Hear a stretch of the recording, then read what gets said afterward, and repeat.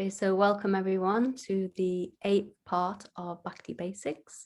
And last time we went over the different levels of Vaishnavs and we explained something about the Kanesha Adikari Vaishnav, all his qualities. And this week we'll be talking about the Majim and Uttama Adhikari Vaishnavas. But before we begin, we'll say the Jaya Dwani. Does anyone want to say the Jaya Dwani, or shall I say it? I don't know. Yeah, Manini Radadidi. Yeah, can you say? Yeah. Okay. Shri Shri Guru Guranga Gandharvika Giridhari Radha Binod Bihari Ji Ki Jai. Om Vishnu Pad Astotra Sat Shri Shri La Bhakti Vedanta Madhav Goswami Maharaj Ki Jai. Shrimati Shamarani Didi Ki Jai, Shri Bhakti Vigyan Bharati Maharaj Ki Jai, Shri Bhakti Rakshak Sridhar Maharaj Ki Jai, Shri Gaur Govinda Maharaj Ki Jai. Sorry, I have to say all my other shikshas in here. Shri Bhakti Vedanta Trivikram Maharaj Ki Jai, Shri Bhakti Daita Madhav Goswami Maharaj Ki Jai, Shri Bhakti Balabha Tirtha Maharaj Ki Jai, Shri Bhakti Pramod Puri Maharaj Ki Jai. Nitya Lila Pravishta Om Vishnu Parastotra Sat Shri Shri La Bhakti Vedanta Narayan Goswami Maharaj Ki Jai. Nitya Lila Pravishta Om Vishnu Parastotra Sat Shri Shri La Bhakti Vedanta Vaman Goswami Maharaj Ki Jai. Nitya Lila Pravishta Om Vishnu Parastotra Sat Shri Shri La Bhakti Vedanta Swami Prabhupada Ki Jai. Nitya Lila Pravishta Om Vishnu Parastotra Sat Shri Shri La Bhakti Pragyan Keshava Goswami Maharaj Ki Jai. Nitya Lila Pravishta Om Vishnu Parastotra Sat Shri Shri La Bhakti Siddhanta Saraswati Goswami Prabhupada Ki Jai. Nitya Lila Pravista Parambhagavat Pravara Shri Shri La Gaurikisora Das Babaji Maharaj Ki Jai. Nitya Lila Pravista Shri Shri La Sachidananda Bhakti Vinod Thakur Ki Jai. Nitya Lila Pravista Vaishnav Sarvabhaum Shri Shri La Jagannatha Das Babaji Maharaj Ki Jai. Shri Gaudiya Vedanta Acharya Shri Shri La Baladev Vidya Bhushana Prabhu Ki Jai.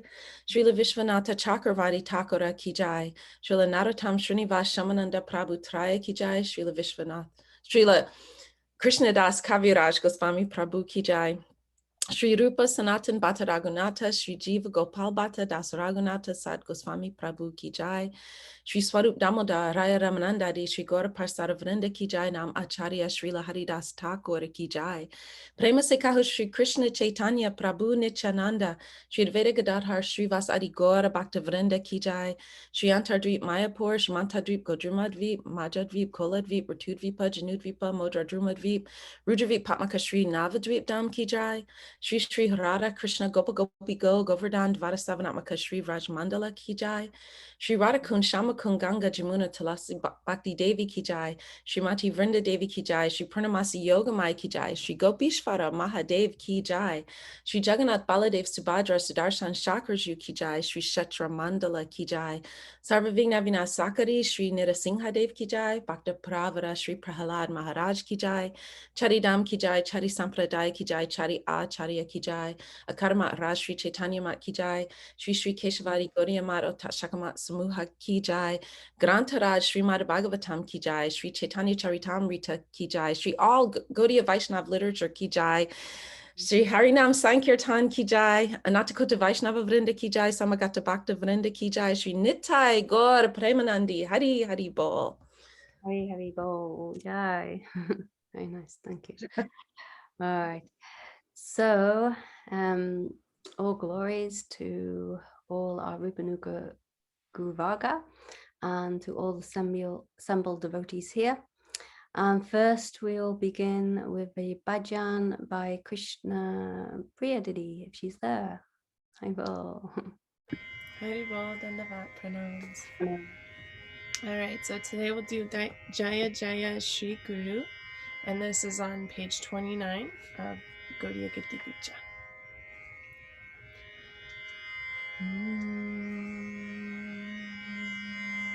Om Jnanatimirandasya Gnanjana Shalakaya Chakshur Unmilitam Jena Tasmai Shri Gurave Namaha. Nama Om Vishnu Padaya Gaura Prishtaya Bhutale Shrimate Bhakti Vedanta Vari Iti Namane. Jaya Jaya Shri Guru Prema Kalpataru Adbhuta bhuta jako parakash hiya geyana timira varagyana suchandra kirane karunash Jaya Jaya Shri Guru Prema Kalpataru Adbhuta Jako Parakash Ihalochanandadam Ajachita Mohina Paetita Heri Chapaho Jache Dayala Harinam Jaya Jaya Shri Guru Prema Kalpataru Adbhuta Jako Parakash Duramati Agati Satata Satimati Nahi Sukriti Lavalesha Shivrannavana Jagala Bhajadana Tahi Karalo Padeshan Jaya Jaya Shri Guru Prema Kalpataru Adbhuta Jako Parakash Niramala Gora Prema Rasa Sinchane Puralo Jagajanasha So charanam bhuje rati nahi oila royata Vaishnavas Jaya Jaya Shri Guru Prema Kalpataru Adbhuta Jako Parakash Jaya Gurudeva Jaya Gurudeva Gurudeva Jaya Gurudeva Jaya Vaishnav Thakur Jaya Vaishnav Thakur Vaishnava Thakur Jaya Vaishnav Thakur Nityananda Gauranga Gaura Hari Jaya Nityananda Gauranga Gaura Hari Hare Krishna Krishna Krishna Hare Hare Hare Rama Rama Rama Hare Hare Nitai Gaura Hari Bol Hari Bol Hari Bol Hari Bol Nitai Gaura Hari Bol Hari Bol Hari Bol Nitai Gaura Hari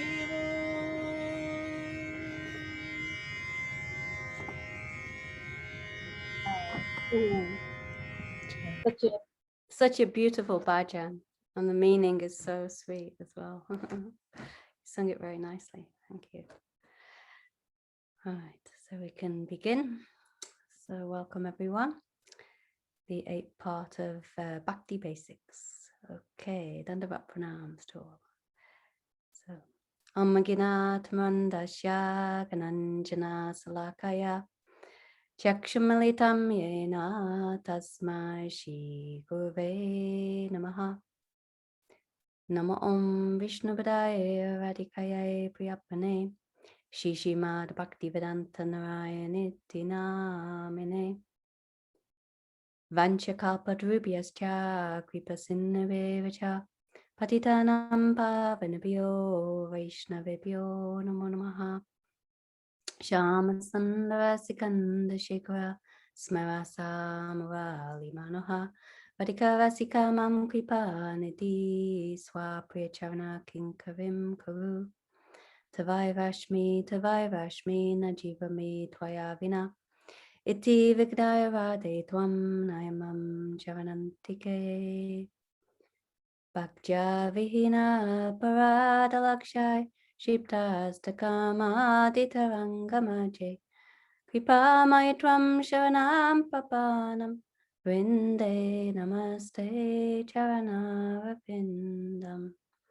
Shri Krishna Chaitanya Prabhu Nityananda Shri Advaita Gadadhar Shivasadi Shikor Bhaktavinda Hare Krishna, Krishna Krishna, Hare Hare, Hare Rama, Rama Rama, Hare Hare.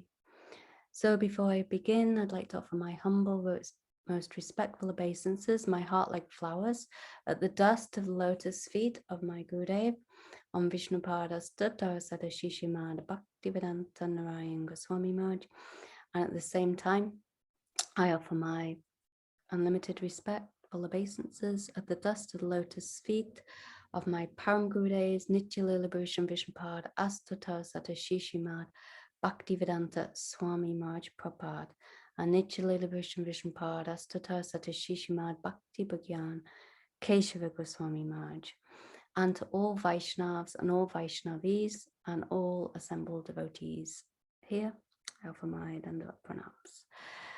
Okay, so we can begin with last week's summary.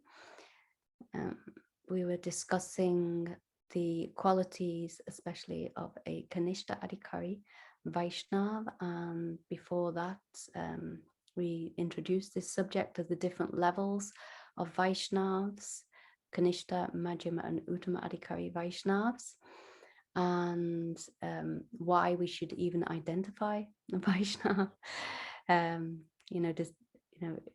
Is this discrimination or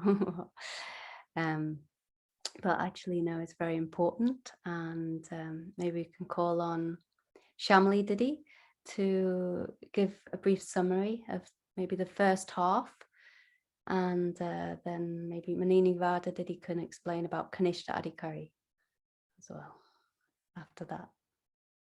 Okay, whenever you're ready, Shamla Didi.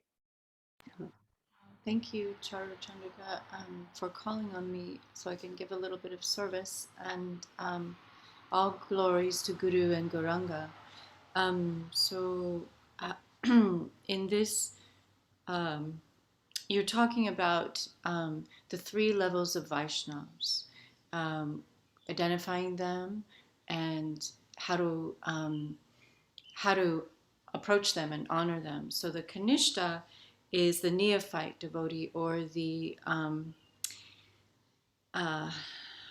Vaishnav Praya, or also you refer to it as Prakrita Bhakta.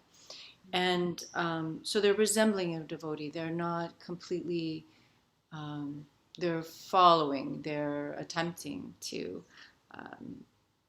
they're not really considered a Vaishnav yet. And then you spoke that there was Madhyama Adhikari and Uttama Adhikari. So these 3, Uttama is the topmost, and Majim is very firmly situated in their devotion. The Uttama is perfected in their bhakti. And but after we've identified the 3 levels, then how do we approach? Because you don't approach them all in the same way. You don't want to create Vaishnav aparad by approaching Uttama Bhagavat by treating him like a Kanishta, or treating a Kanishta like Uttama.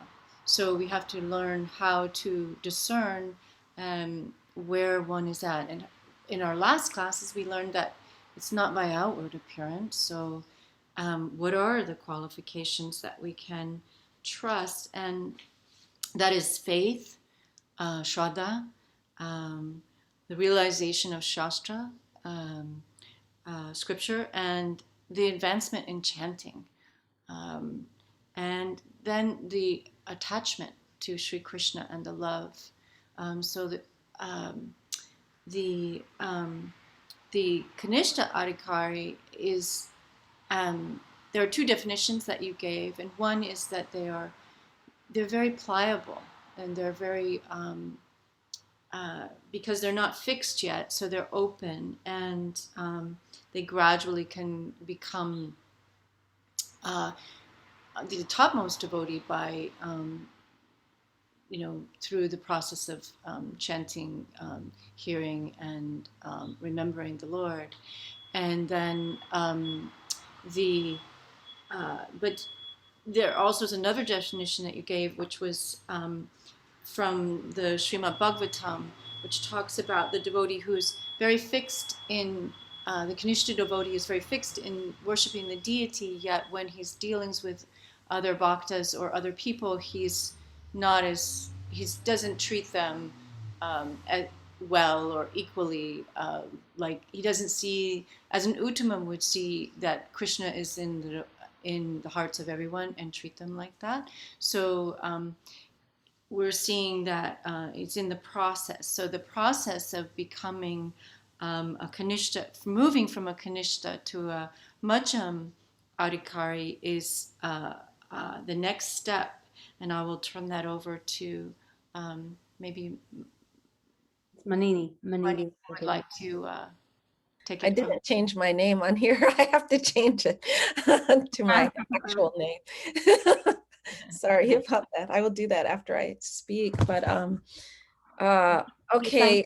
It was very, very nice. Yeah.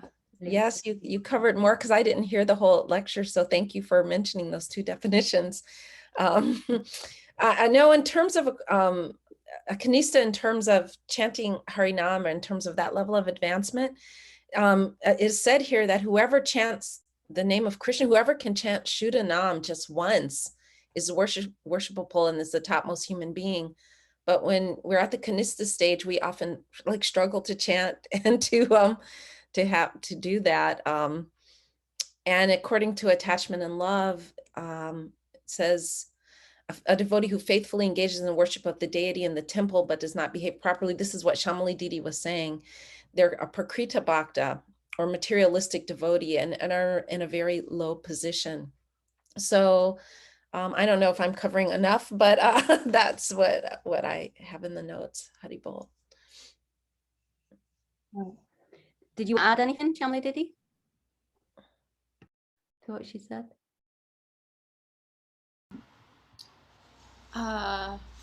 Well, let's see. I think that's really beautiful that she brought up that the Chaitanya Mahaprabhu said that anyone who chants the Shuddha just once is such a beautiful, very encouraging, because and you talked a little bit about that the name and the Nam and Nami being non-different, and that there was a little bit of Majjhima is in the Chaya, so it's a little bit of shadow. He's not perfected yet. So I don't know if I could add anything else that would be illuminating. There's one other thing I wanted to add, but I don't know if it was covered. I know that in terms of really making distinctions, one must be at the Majim level. Yeah. So an Uttama can come down to the Majim level to make those distinctions. And a Kanishta just doesn't have the perspective to make the distinctions. So it's at the Majim level that we really find our Sri Gurus operating, because at the Uttama level, they see Krishna everywhere. They see Krishna in everyone, and see that everyone is serving. Yeah, that's what I was going to cover today. Oh, sorry. It was a good introduction, and then we can go into more detail. Okay, you can provide the Shastra. I just know the thought at the time. Haribol. Great. I just wanted to add one more thing, which was that the one that can discern is duty bound to treat the Vaishnavs in an appropriate way. That's correct. Yeah. So we can see the progressive stages of Vaishnavs from Kanesha to Majim to Uttama Adhikari. And there's many stages in between as well, with the Swami Pad points out. But anyway, I'll begin. Thank you so much, Shamali Didi and Mani Nirada Didi. Give a great summary there. It's always nice to refresh, and yeah, there's so many things to discuss on this topic. So we'll move on. Krishna Priya Didi, are you there with the slides? And if anyone has any questions during this, then they can put in the chat and we can address them after. It says host disabled screen sharing. Karunamai, is there a way for you to make me co-host or host so I can, there we go. There you go. Thank you. Okay.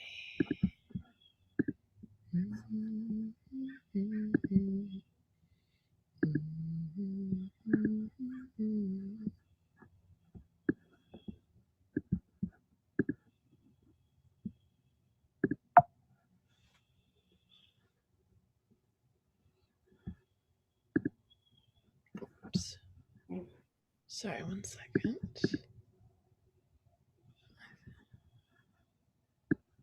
Okay, so Bhakti Basics, Part 8.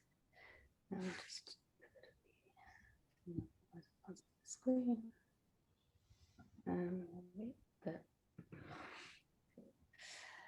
Oops. We go back. Bhakti Basics, Part 8. All about the Majim and Uttama Adhikari Vaisnavas. What are their qualities? How can we recognize them? Okay, and then we'll go on to the second slide. Please. Okay, so as we discussed last week, I just divided this up in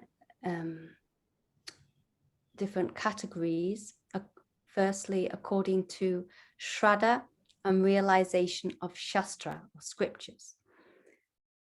And also according to advancement in Harinam, and according to the other one, attachment and love. Sorry. Yeah. So firstly, according to Shraddha and realization of Shastra, the definition of a Majim Adhikari Vaishnav, and this verse can be found in Shri Chaitanya Charitamrita. Shastra yukti nahi jane drida shraddhavan, Majja Adhikari se mahabhagyavan. So that's in the Majja Lila, 22nd chapter. One who is not very expert in argument and logic based on the revealed scriptures, but who has firm faith is considered a second-class devotee. He also must be considered most fortunate. Okay, so we can look at this verse. Actually, this is according to Majim Adhikari, who's following Vaidhi Bhakti, and he has firm faith in the injunctions of scriptures, that's mixed with, logical evidences that are dependent on the scriptures. So So this is Vaidhi Bhakti. And Majim Adhikari, he is not so expert in understanding the scriptures, but he has firm faith, firm conviction in Krishna Bhakti. So he doesn't know Shastra perfectly, he doesn't know the scriptures perfectly. He knows to some extent, but he only has a partial understanding. Nevertheless, he has very strong faith in Guru, Sadhu, Shastra, and Bhagavan. So much so that he will never give up his practices of hearing, chanting, remembering, and so on, all the limbs of Bhakti. Or at least it's very rare that Majim Adhikari will give up this path like that. Well, especially if he's associating with Uttama Adhikari Vaishnavas. You know, there may be certain rare cases when he does give up, but this is rare. So the examples given, like Srila Haridas Thakur. Of course, Haridas Thakur was Uttama Adhikari Mahābhagavat Vaishnav.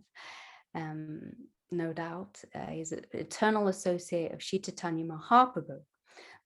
But he's, you know, showing the example that one time he was getting beaten in 22 marketplaces, but still he never stopped chanting Harinam. So it said, Kanda Kanda Hayade Yadi Pran Tabu Ami Vadane Nachari Harinam. So this is the mood of Haridas Thakur. He said, even if my body is cut to thousands of pieces and my life exits, still I'll never give up the chanting of Hare Krishna Maha Mantra. So in this way, you can see the symptoms of one who is firmly fixed in devotional service. He has firm faith in Shastra, the scriptures, and in the process of Bhakti. He's firmly established in his practices, sadhana Bhakti, like this. But still, he can't support his conviction by citing Shastric references. So whenever he's presented with difficult arguments, then he may be unable to answer. And he can even be defeated in arguments. But within his mind, he has very firm faith, very strong faith. So it said that it's essential that a Majim Adhikari associate with an Uttama Adhikari in order to progress in Bhakti. So by studying Shastra, the scriptures, under the guidance of an Uttama Adhikari, then he can gradually become expert in logic, in, you know, going deeply into the scriptures, and he can then become very fixed, and he can gradually develop realization in the scriptures. In that way, the Majim Adhikari can elevate himself towards the Uttama Adhikari platform. So the difference between a Kanesha Adhikari and a Majim Adhikari is that a Kanesha Adhikari may fall down by associating with non-devotees. You know, because the Kanesha Adhikari doesn't have so much firm faith and strong conviction. Last time we talked about the faith of the Kanesha Adhikari. It's what's called komal, means very soft and pliable faith.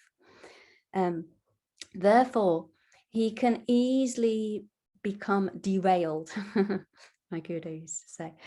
But the Majim Adhikari, he can't so easily become derailed. He's firmly fixed in his devotion. firmly situated in his practice of bhakti, and it's unlikely that a Majim Adhikari will fall down, but he can also be like due to very bad association.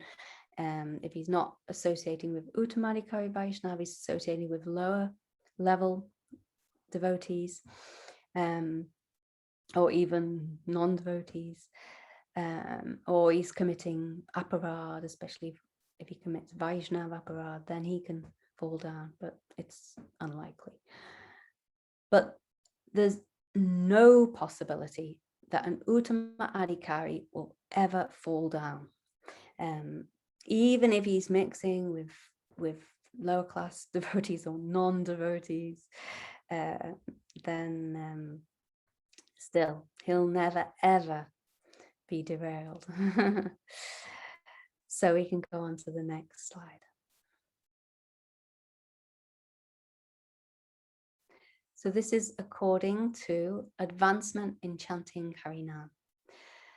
The definition of Vaishnav Tara or Majim Adhikari Vaishnav, and this is found in Chaitanya Charitamrita. Krishna Nam Nirantara Yanhara Vadane Se Vaishnav Shrestha Bhajatanara Charani. So this is in Madhya Lila, 16th chapter. A person who is always chanting the holy name of the Lord is to be considered a first class Vaishnav, and your duty is to serve his lotus feet. Okay, so Vaishnav Tara, this means having Vaishnav qualities to a profound degree. The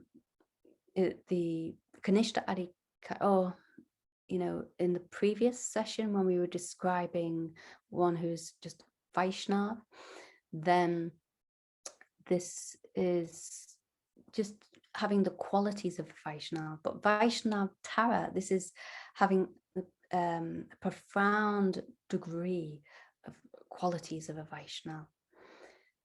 So in this verse we find the word Shrestha.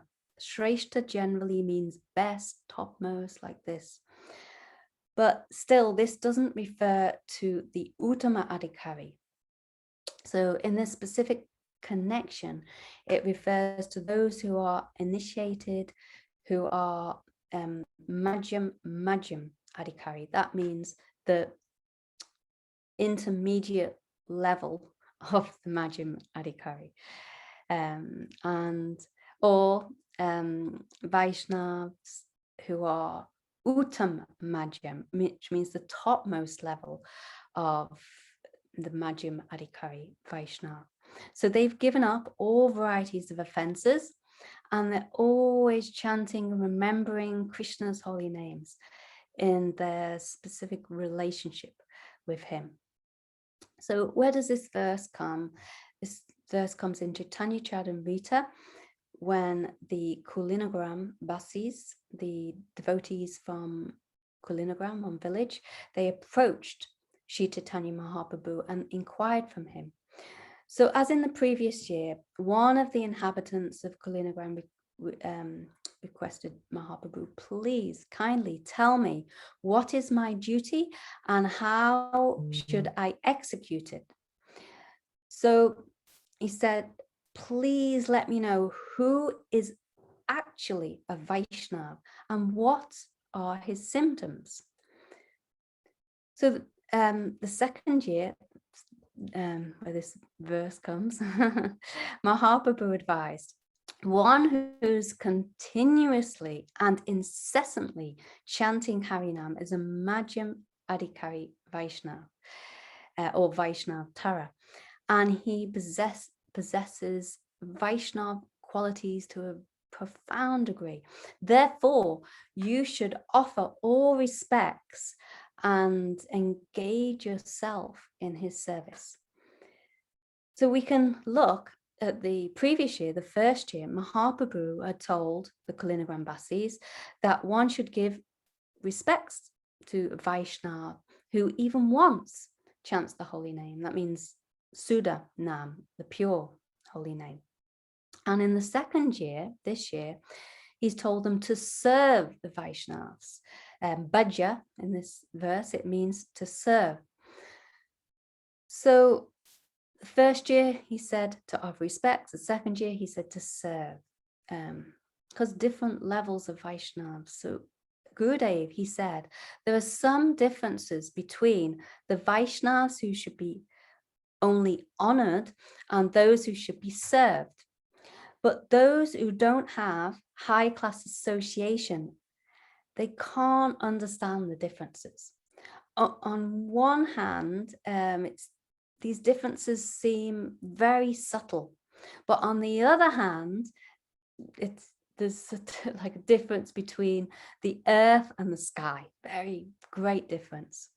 So a Majim Adikari, he'll be able to understand, certain level of devotees I should honor, and another level, higher level, I should actually serve.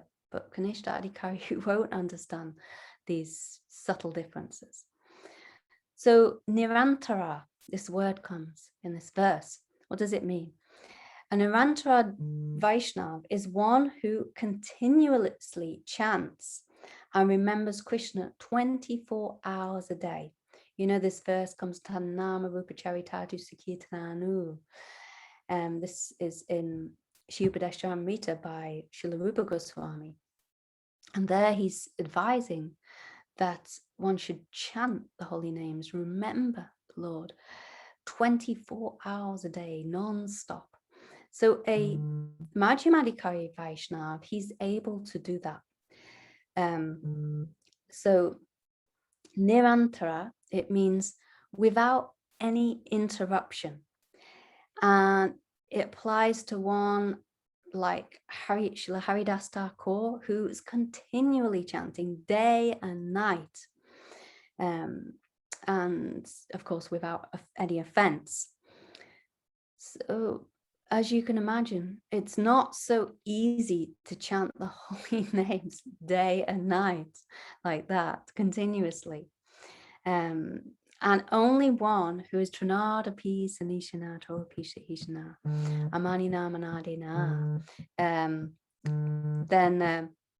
then he can chant continuously. One who's more humble than a blade of grass, more tolerant than a tree, and giving all respects to others, not expecting any respects for himself. He can continuously chant. So, so also one who's has that humility and feels himself like a very insignificant servant of Krishna, and he's fully taking shelter of the lotus feet of Krishna with love and affection, and he's realized in his relationship with Krishna, he has sambandha gyan. So he knows that Krishna is his only shelter, and that there's no other shelter in this world besides Krishna. So, you know, many people may think, oh, my mother or my father or my husband, wife, children, they are maintaining me or protecting me, they are helping me so much, they are my shelter, like this. But actually, Majim Adhikari, he knows that no, his only shelter is the lotus feet of Krishna. No one can save us in this world. Only Krishna can maintain and protect us. So Majim Adhikari knows that Krishna's, oh, he's my best friend, and or you might think of him, oh, he's my beloved, and he will take exclusive shelter of Krishna, and naturally he can chant the holy names continuously. Only one who has love and affection for Krishna can chant continuously. It's not possible otherwise. So Kanesha Adikari, he chants the holy names occasionally. And a Majim Adhikari, he chants constantly. But an Uttama Adhikari, just by his very presence, then he causes others to chant like spontaneously. So this is the difference between Kanesha Adhikari, Majim Adhikari, Uttama Adhikari there. So we can go on to the next slide. Okay, so this is according to attachment and love. Definition of a Majim Adhikari Vaishnava. This comes in Srimad Bhagavatam. Ishvare tad adineshu baliseshu cha prema maitri kripopeksha ya karoti samajyama. So this is in Srimad Bhagavatam 11th canto. A Majim Bhagavat is one who has love for Ishvara and his pure devotees, is friendly towards his bhaktas, shows mercy towards those who are ignorant of bhakti, and neglects those who are inimical to Ishvara or his bhaktas. Ishvara means the Supreme Lord, or literally means the Supreme Controller.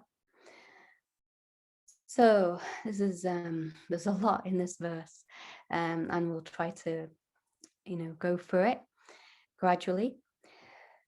So generally, Kanesha Adhikari is eager to engage his material qualities in the service of the Lord, or his material qualifications in service. And he mistakes such expertise to be a sign of his advancement in bhakti. But of course, it's not.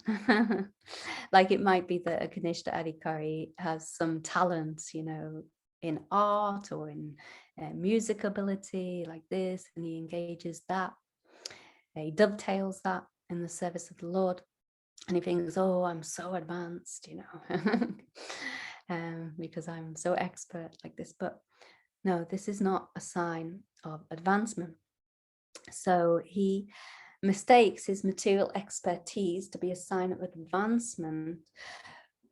But by continuously serving the Lord and engaging in propagating the Lord's mission, he also advances in realization and comes to the stage of dedicating his activities in realization and what did I say? Dedicates his activities in the service of the Lord, and in that way he can get more and more realization. So even such Kanesha Adhikaris can help ordinary jivas, ordinary living entities, by their association, since at least they have faith in Krishna. They have faith that he's the Supreme Personality of Godhead.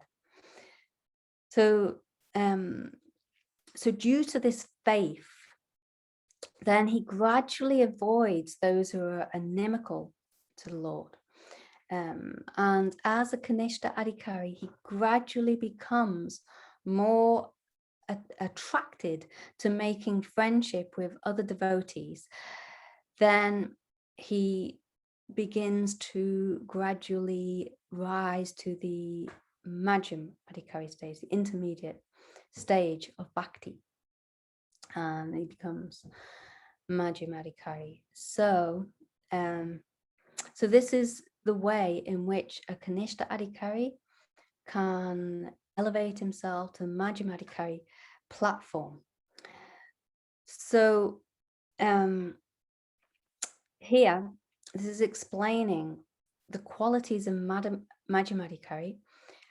And this statement, Ishvare tadidaneshu baliseshu tutsachucha, this is taken from Srimad Bhagavatam, and it was made by Narad Rishi whilst he was speaking to Vasudeva about devotional service. But it was originally spoken by one of the 9 Yogendras. I think it was Havis. That's who spoke this verse. He spoke it to King Nimi Maharaj. So here it's explained what is a Vaishnav's behavior. It's directed towards different categories of individuals. So which categories of individuals? First, Ishvara. So Ishvara means the Supreme Lord. Then secondly, Tadadina. Tadadina means his bhaktas, his devotees. And then Balisha. Balisha means materialistic people who are ignorant of the supreme truth. Spiritual truth, tattva, Siddhanta. And Dvaishi. Dvaishi means those who are opposed to bhakti. So a Majim Adhikari, he shows love, friendship, mercy, and neglect respectively to all these four kinds of individuals. So we'll go through step by step. Majim Adhikari is one who has love for Ishvara. So that's love for the Supreme Lord. So in this verse, it says prem on the third line, prem. So this prem, it doesn't refer to the prem of the love of the Uttama Adhikari, love that the topmost Vaishnav has for Krishna.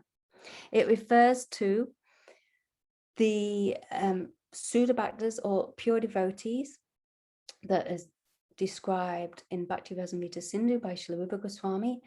We all know this verse. Anyubalasita sanyam jnana kamanabritam anukulena krishnanu shilanam bhakti uttama. So this means the cultivation of the activities that are meant exclusively for the pleasure of Shri Krishna, or the uninterrupted flow of service to Krishna performed by all endeavors of the mind, of the body, or one's words, and the expressions of various bhavs, various spiritual sentiments. And it's not covered by jnana, which means knowledge aimed at impersonal liberation, or calm, fruitive activity, or yoga, anything other than the desire to bring about complete pleasure or happiness, benefit to Shri Krishna. So this prem, that's what it means. It's a devotee who is the embodiment of that verse, Anyubalasita Sanyam. So Majim Adhikari has love and affection for Krishna and his pure devotees. So this is the pure devotees refer to Uttama Adhikari Vaisnavas in this context. So only Majim Adhikari Vaishnavas, they're actually qualified to serve pure Vaishnavas, Uttama Adhikari Vaishnavas. So Kanesha Adhikaris, they don't really even know who is the pure devotee, who is Uttama Adhikari, who is Majim Adhikari Vaishnava, what to speak of serve them properly. They don't know how to honor, respect, or serve like this. But they can learn from the Majim Adhikari. So Maitri comes next on the third line. Maitri means friendship. So in a general sense, it means having sincere friendship to all other Vaishnavs, in whose heart pure devotion has appeared, and who are fully surrendered to Krishna and fully engaged in Krishna's service. So this is Majim Adhikari. He will see Vaishnavas as his only friends, actually. In this morbid world, there may be so many people who seem to be very friendly and we can, think of as friends, but the Majim Adhikari Vaishnava, he sees that the pure Vaishnavas are really his only friends. So Maitri also signifies association or conversation or service towards higher class Vaishnavs. And in Shastra scriptures, as soon as one sees a pure devotee, it said one should receive him, offer respects, converse with him, offer him sweet words, and fulfill his needs, whatever kind of needs he has, as far as one is able. So Majim Adhikari, he knows how to do this perfectly. He knows Vaishnav etiquette and he follows it perfectly. Kanesha Adikari, he doesn't know, and he's always like picking up a rod and like this. You know? So Kanesha Adhikaris, they aren't Sudha Bhaktas. They aren't pure devotees by any means. They aren't surrendered to Krishna, nor do they respect pure devotees. Therefore, it's only Madhyam Adhikari and Uttama Adhikari Vaishnavs who are, suitable candidates to make friendship with. So, so intimate. When I say friendship, intimate friendship. It's not recommended to make like close friends with other Kanesha Adhikaris, but you can with Majim Adhikari or Uttama Adhikari Vaishnavas. So Kripa, in this verse, it comes next, Kripa Upeksha, but Kripa, it means one who shows mercy to Balisha, or those who are innocent or ignorant of the supreme absolute truth, spiritual truths. They're bewildered or foolish. So Majim Adhikari, he's eager to bring innocent people within the shelter of the Vaishnav society. So he preaches. Vaishnav Adhikari are very well qualified to preach. Or an Uttama Adhikari, he cannot preach like Manini Radhadi said at the beginning, because on that platform he can't preach, I should say, because he sees everyone as devotees. But the Uttama Adhikari who comes down to the level of Majim Adhikari, then he can very well preach, or even a Kanesha Adhikari who's come up to the level of Majim Adhikari, he can preach. So so he sees those who are innocent. Innocent means materialistic people who haven't yet received any general spiritual guidance. They haven't been contaminated by unauthorized doctrines like Mayavadism or anything like that. Nor those innocent people are envious of Vaishnavs or Bhakti, process of Bhakti, like this. So Majim Adhikari, he will show mercy to these innocent people. So Balisha, it also signifies the Kanesha Adhikari who's ignorant of the principles of Sambandha Gyan, one's relationship with Krishna. And that Kanesha Adhikari hasn't attained Sudha Bhakti yet. So the Majim Adhikari will see such a devotee struggling, and his heart will melt, and he will have mercy and try to help and try to bring that Kanesha Adhikari up. So in this way, the Majim Adhikari, he's very merciful to those who are Vaishnav prior, means the resembling Vaishnavs who don't have a thorough understanding of the science of Bhakti. And how will he give mercy to them? Through his Harikatha, through his discourses on Bhakti. So he will inspire them through his Harikatha. He'll inspire them to be engaged in different types of service, in the process of Bhakti. and he'll inspire them to chant Harinam and to give up all offenses in chanting. So he will be merciful to the Kanesha Adikari or any ignorant person, because he'll see that, oh, he's victimized by bad association, and he may fall down at any time because of lack of understanding of the Shastras, of the scriptures.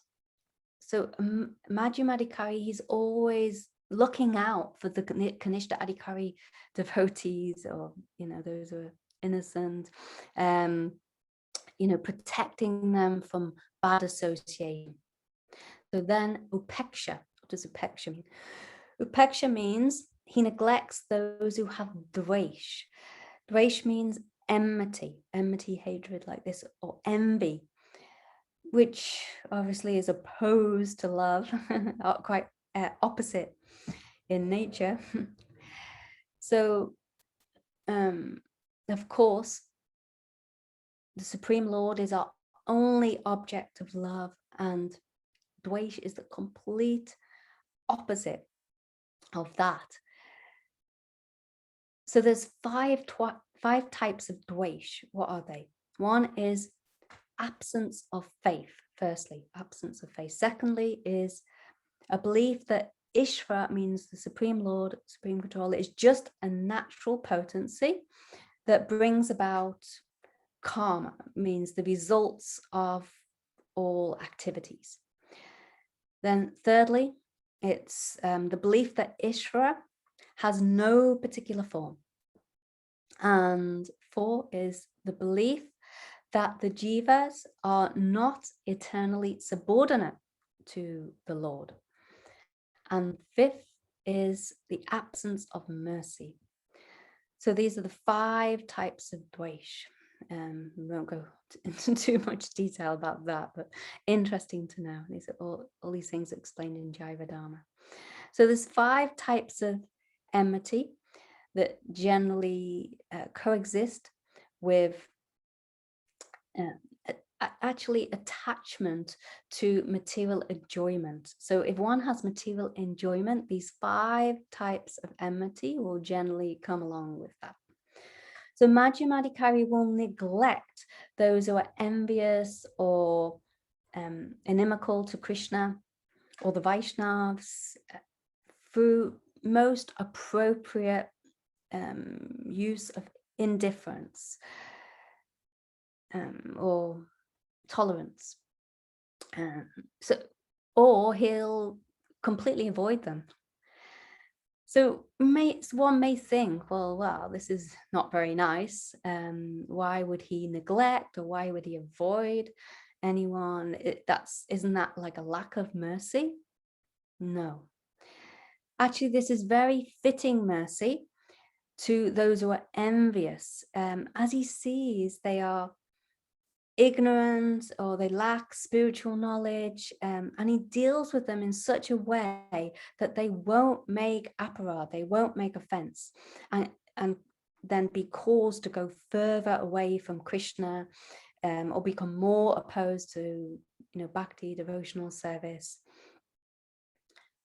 In this way, the Majim Adhikari acts perfectly towards those who are envious and inimical like that. He's protecting them in that way. This is mercy. So the question may come, does upeksha mean complete avoidance? That means when someone reaches the stage of Majim Adhikari, then he will just completely avoid all these kind of people. No. That Majim Adhikari may be obliged to, out of some like routine dealings in this world, interact with people who are indifferent to Krishna, like this, but he shouldn't take their association, especially when it comes to spiritual matters. So he may just, if he has to associate with them, like, you know, if the plumber comes to fix the toilet or something, you know, that he's, you know, he's not going to say, oh, I don't want to talk to him, you know. No, but you know, he will interact with him in an ordinary way, of course, and you know, he may give some mercy in some form or another. So like this, even if he's obliged to interact with certain types of people, he will do so in perfectly pleasing way that's pleasing to Krishna, that is. Yeah, he's very merciful in all ways. So Gurudev said that those who are qualified to realize who is Kanesha Adhikari, who is Majim Adhikari, or Uttama Adhikari, are themselves surely above Majim Adhikar, which means the middle stage of the intermediate stage of Bhakti. Majim Adhikari, but middle stage of that. So it is greatly beneficial to try and give respect according to each and every person's or Vaishnav's respective position. So it isn't correct to honor everyone in exactly the same way. We discussed that last time. Rather, we should consider whether one's Kanesha Adhikari, Majim Adhikari, or Uttama Adhikari, and honor and respect them accordingly. So by this, our bhakti will greatly develop and our lives will be successful. So even if we're Kanesha Adhikaris, then we can still look at the qualities of a Majim Adhikari and aspire to come up to that level and see all these different types of personalities and honor and respect them accordingly, or serve them accordingly, like that. So there are 3 classes of Vaishnavas: Kanesha Adhikari, Majim Adhikari, Uttama Adhikari. But there are not only 3 divisions. We should know that Rupa Goswami has explained that there are many levels of Vaishnavas amongst the Kanesha Adhikari, Majim, and Uttama Adhikari. So there's Kanesha, Majim, Kanesha Uttam, Majim, or you could say Kanesha Majim, Majim, or Uttam Majim, and then there's Kanesha Uttam, Majim Uttam, and Uttam, like this, and maybe there's many categories in between also. So, but who will recognize all these different stages? Only the Majim Adhikari. He may not completely, but he will have a very good idea. So we're all Vaishnavs, but to the degree of our Vaishnavata, that means the quality of our being Vaishnav, that it's not the same for all. In fact, there may be thousands of degrees of difference between one Vaishnav and another. But a Kanesha Adhikari, he doesn't have any understanding of this. Only the Majim Adhikari can understand somewhat, and an Uttam Majim, or one who's topmost Majim Adhikari, then he can behave towards Vaishnavs according to their qualification, their stage, perfectly. So it's recommended that Majim Vaishnav, you must serve the 3 kinds of Vaishnavs, those who are chanting Harinam or Sudha Harinam even once, those who are chanting Harinam constantly, and those who by the mere sight of which one's inspired to chant Harinam, or Harinam comes dancing on his tongue. So a Vaishnav may be considered a Vaishnav, or a superior Vaishnav, or a superlative, like topmost Vaishnav, according to his degree of advancement. And a Majim Bhakta, he should serve those Vaishnavs accordingly. But only an Uttama Adhikari Vaishnav will conclude that it's improper to consider whether a Vaishnav is Kanesha or Majim or Uttam. But a Madhyama Adhikari, he will think like this, he will discriminate. And in fact, if he doesn't, he'll become an offender. So that's what we can understand from this verse. So we can go on to the next. Questions. So Krishna Pradadi, do you mind to go back to the first slides just to get so everyone can refresh?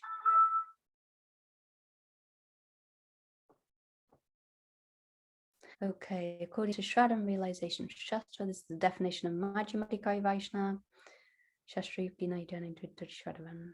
One who is not expert in argument and logic based on the revealed scriptures, but has firm faith, is considered a second-class devotee. He also must be considered most fortunate. This is very high stage, actually.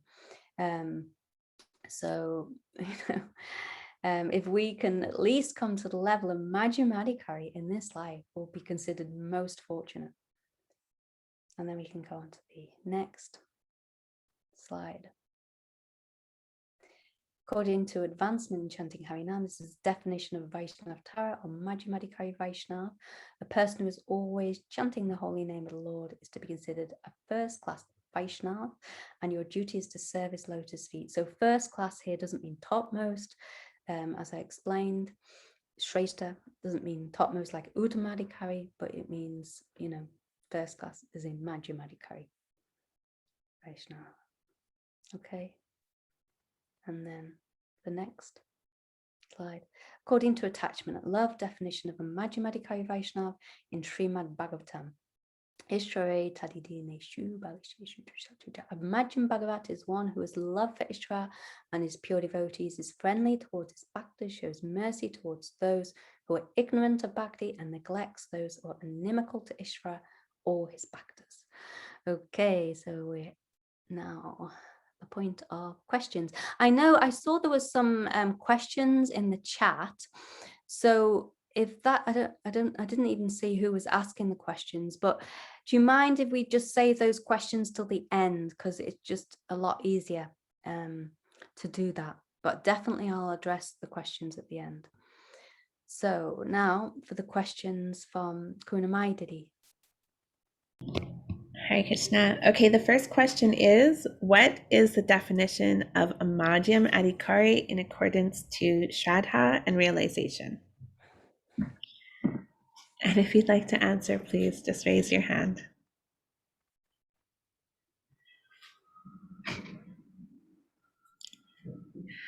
Okay, so the question again is, what is the definition of a Madhyam Adhikari according to Shraddha and Realization? Manini. You don't have to I'm sorry. quote the Bengali. Sorry, can you hear me now? Yeah. Can you hear me okay? Mm-hmm. Okay. A Madhyam is a devotee who has firm faith, but is not necessarily very expert in argument or logic or in shastric reference and all of that, but they have the faith and are considered a second-class devotee. Mm-hmm. Right. Great, thank you. And the next. Yeah.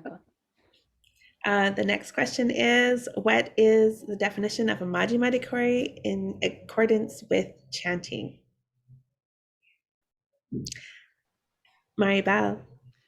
Yes, so the Majim Adhikari, in relation to chanting, they're Nirantara, they're like uninterrupted in their in their love for Krishna, and their thinking of Krishna constantly. Chanting. Yeah, very good. So they're continuously chanting the holy names of the Lord. Yeah. Very nice. And the last question is, what is the definition of the Madhyam Adhikari in accordance with attachment and love?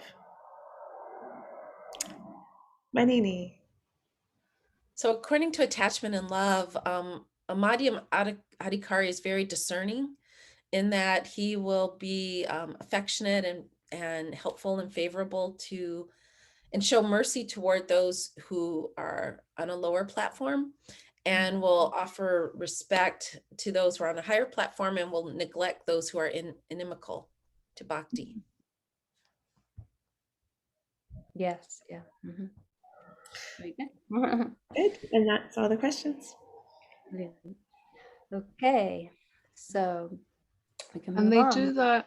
They do that, neglecting those who are inimical as a sign of mercy, because then if they provoke them to say something something that they shouldn't say, then that's obviously not pleasing to Krishna. They may make aparad, they may make offense, which will be, will take them even further away from Bhakti or Krishna, like that. Yeah, very good point. Thank you. Very well remembered. Okay, so should we go on? We've still got to cover the Uttama Adhikari Vaishnava, their qualities. Okay, so this is according to Shraddha and realization of Shastra. The definition of an Uttama Adhikari Vaishnava that comes in Chaitanya Charitamrita. Shastra Yukte Sunipuna Dridra Shraddha Yanyava, getting tongue twisted, Uttama Adhikari say, Taraye Samsara.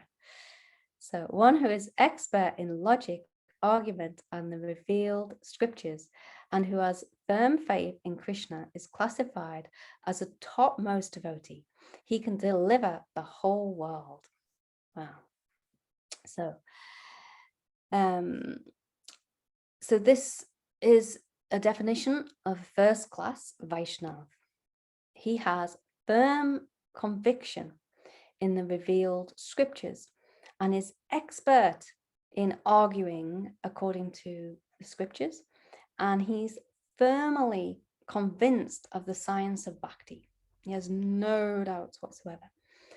So before we're explaining that, or not, but according to Shastra, scripture is explaining, and our gurus explain that Majim Adikari has firm faith, but the Uttama Adhikari, topmost Vaishnava, he has very, very deep faith and is fully realized. So Suni Puna comes in this verse. What does that mean? It means that he has fully realized all the conclusions of the scriptures, and he can easily present them, present all those conclusions and convince others. And if anyone has any doubts, he can easily remove their doubts. So this is like in the verse, Tasmadgu papajeta jigneshu she uttama shabde parachinishnatam brahmana passamashrayam. The qualification of a sadguru or Uttamadhikari Bhagavat Vaishnav is that he's realized in Shastra, in all the conclusions of the scriptures, and he's able to remove all doubts of any person that approaches him. And he's also realized in Parabrahm, which means the Supreme Lord, and he's materially detached. He doesn't have any attachments in this world. So examples are there of Srila Gokishore Das Babaji Maharaj. In our disciplic succession, he's the guru of Srila Prabhupada, Srila Bhaktisiddhanta Saraswati Thakur. Now, he was illiterate. He couldn't read nor write, but he could quote from Srimad Bhagavatam. And therefore, we can understand that he was understanding that Srimad Bhagavatam, that knowledge manifested in his heart. And he understood he realized all the conclusions of the scriptures.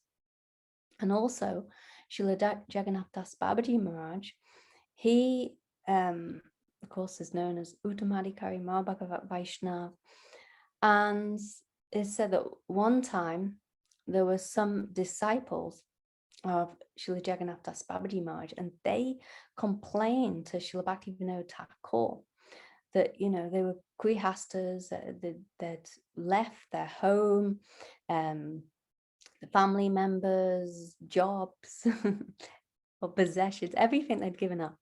And they came to Srila Jagannath Das Babaji Maharaj hoping to be engaged fully in bhajan.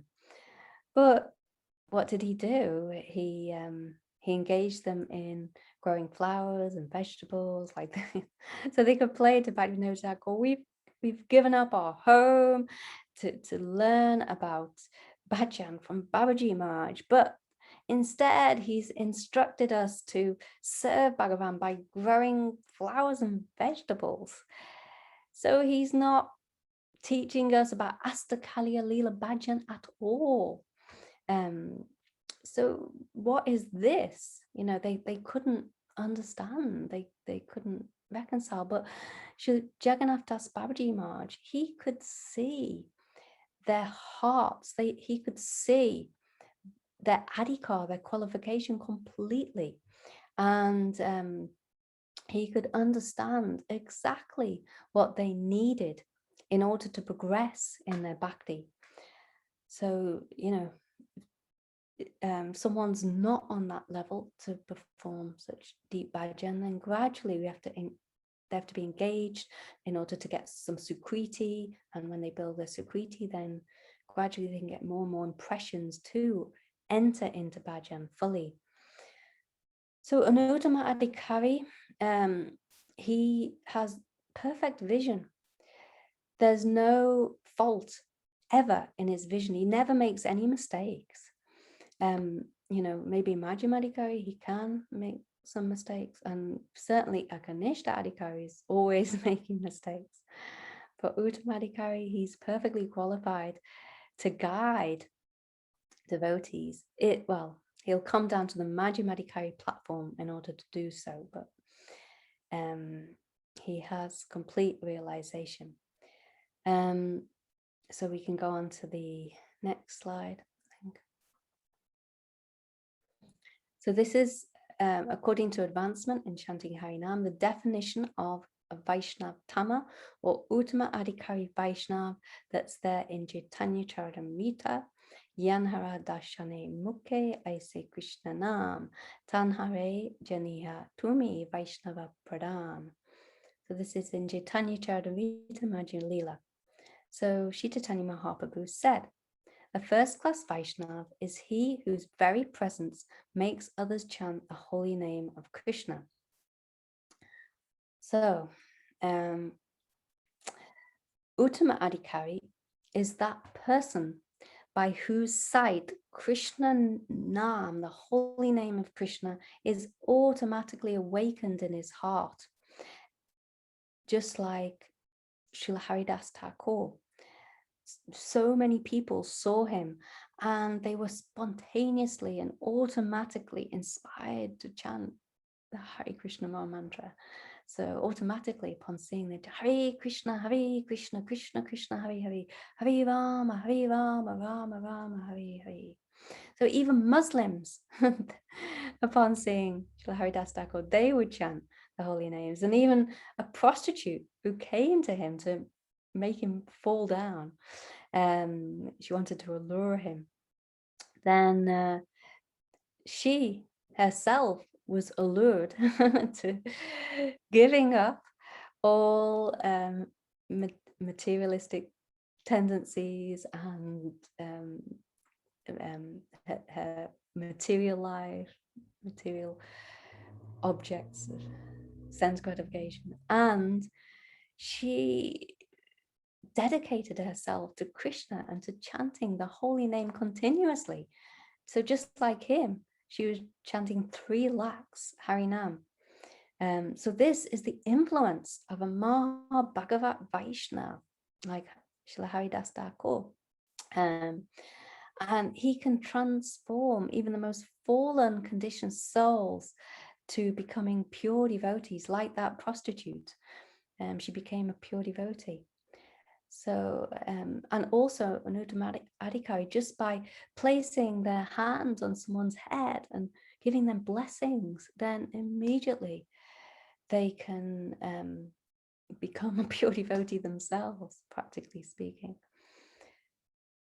So here, this verse again comes in Chaitanya Charitamrita, where the Kalinagram Basis, the residents of Kalinagram, approached Sri Chaitanya Mahaprabhu and inquired from him. So this is the following year. So already 2 years prior to this, they asked this question.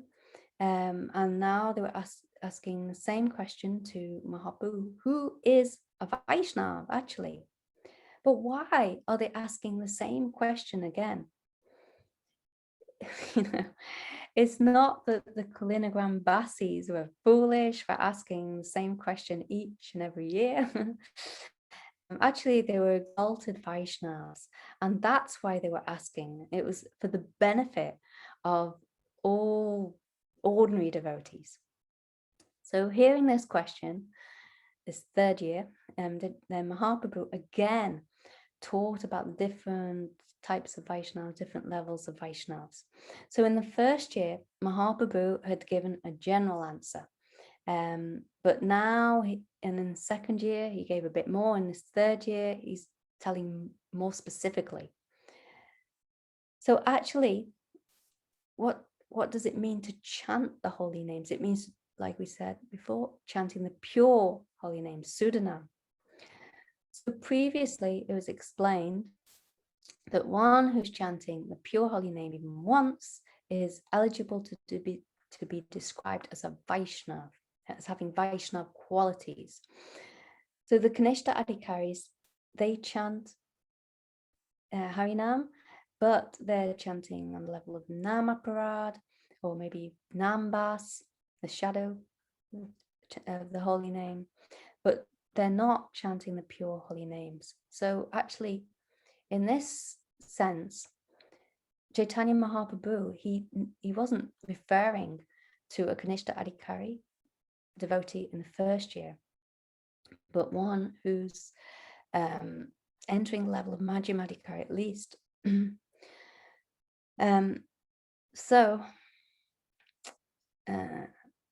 Also, those who are not initiated can never chant the pure name.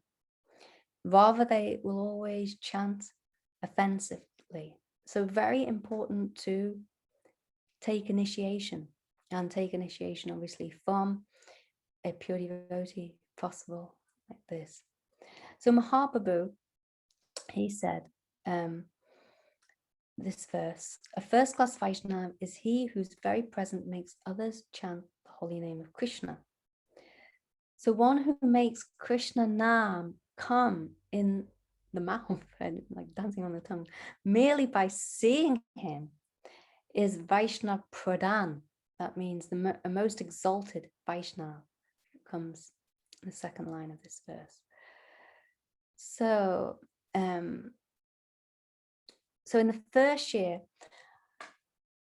Mahaprabhu was saying, one who's chanting Harinam without offenses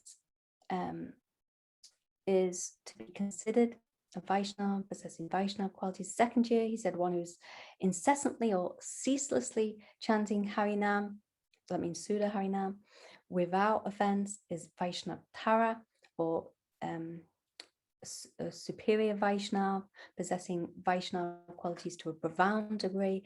And in the third year, Mahaprabhu is now saying one who's Ladini Shakti, that means the internal potency has appeared in his heart. He's Vaishnav Tama. Vaishnav Tama means Uttama, like the highest class of Vaishnav, topmost. And he's possessing Vaishnav qualities to superlative degree, topmost degree. So such Vaishnavas will inspire others to chant Harinam just by them seeing that Vaishnav. So just by seeing, spontaneously can chant. So Mahaprabhu first explained about general class of Vaishnavas in the first year, second class Vaishnavas in second year, and topmost Vaishnavas in the third year. And in this way, he explained in some detail about, who is actually a Vaishnava. We can look from one angle of vision, who is a Vaishnava, but we can look from a more profound angle of vision, who is a Vaishnava. And then we can look, wow, who is really a Vaishnava? That is this Vaishnav Tama or Uttama Adhikari Vaishnava. So the instructions that Mahaprabhu gave to the Kalina Basis, this Gurudev said, this is to be revered even in the Vedas by all Majim Adikari Vaishnavs. And of course, what are the Vedas? They are the orders of the Supreme Lord himself, Parameshwara. So this instruction, or the instructions that Mahaprabhu gave, that the more exalted instructions than what you can find in the Vedas. And this is like, the essence of the Vedas that he was giving, essence of Srimad Bhagavatam and like that. So we can go on to the next slide, which is the last slide. Okay. So according to Attachment and Love, definition of an Uttama Adhikari Vaishnav that's given in Srimad Bhagavatam, Sarva Bhuteshu Ya Pasyed Bhagavat Bhavamattamana Bhutani Bhagavat Priyatman Esha Bhagavatottama. So this is in the 11th canto of Srimad Bhagavatam. Shihavis said, one who sees his own Bhagavat Bhav, ecstatic mood of attraction towards Shri Krishna Chandra in the heart of all jivas, and sees all beings within Shri Krishna Chandra, is an Uttama Bhagavat or Uttama Maha Bhagavat Vaishnav. So on the topmost platform of devotional service. So in Jivadharma, Babaji Maharaj, he said that when the bhakta, the devotee of who's in the Majim Adikari stage, he progresses beyond the stages of sadhana and bhav. So sadhana bhakti, bhav bhakti, I should say. And he comes to the level of prema bhakti. Then when that prema becomes highly condensed at that time, that Vaishnava becomes an Uttama Maha Bhagavat Vaishnava. So in this verse, the word Pashye comes. What does that mean? It means one sees. It means one sees Bhagavan, Krishna, everywhere, every moment. But it doesn't actually mean every moment that Uttamadhikari is seeing the actual form of Krishna every moment, everywhere. I mean, he can, of course. It means that he has reached the exalted platform of bhakti devotional service on which he's fit to see, or is capable of seeing Krishna or Krishna's form everywhere. So if only those who constantly see the form of Krishna are to be considered Uttama Adhikari Vaishnavas, then Narad Rishi, Sukadev Goswami, or Vyasadeva himself can't be considered topmost Vaishnavas, since they don't always see Krishna everywhere. No, so this is Vishwanath Chakravarti Thakur is explaining like this. So not necessarily they see the form of Krishna everywhere all the time, but they're capable of that. So this Havis Maharaj was explaining to Nimi Maharaj that an Uttama Vaishnav experiences the revelation of his own cherished form of Bhagavan in the hearts of all jivas. So he sees whatever bhav or mood and relationship he has towards his dearmost Lord, his Ishtadev, then he sees all jivas in the rest of the world as having that same mood and relishing that. This is very deep, actually. So he sees all jivas, all living entities, as loving Bhagavan with the same particular feeling of transcendental love that he has, that he's cherished towards his Ishtadev. I should say cherishing. So he has this vision, very, very high vision. So it's said that Atmavan Manyate Jagat. It means that one sees in the world just as one sees in himself. So in other words, whatever you see about yourself or within yourself, you have that same vision towards all living entities in this world. So the analogy is given that if someone who's very lusty, a lusty man, then being agitated by his own lusty desires, he sees the whole world as filled with very beautiful, sensuous women. So an Uttama Adhikari is like this, whatever he sees in his heart, whatever he's experiencing in his heart, the mood he's cherishing, the mood of love he's cherishing towards his Ishtadev, then he sees all the jivas as having that same bhav, that same mood, and he sees them as being fully engaged in loving service of the Lord, in the exact same mood that he possesses. So he also perceives that Bhagavan feels a reciprocal attitude of love towards all jivas. So as they are loving him, he sees that Krishna is loving them.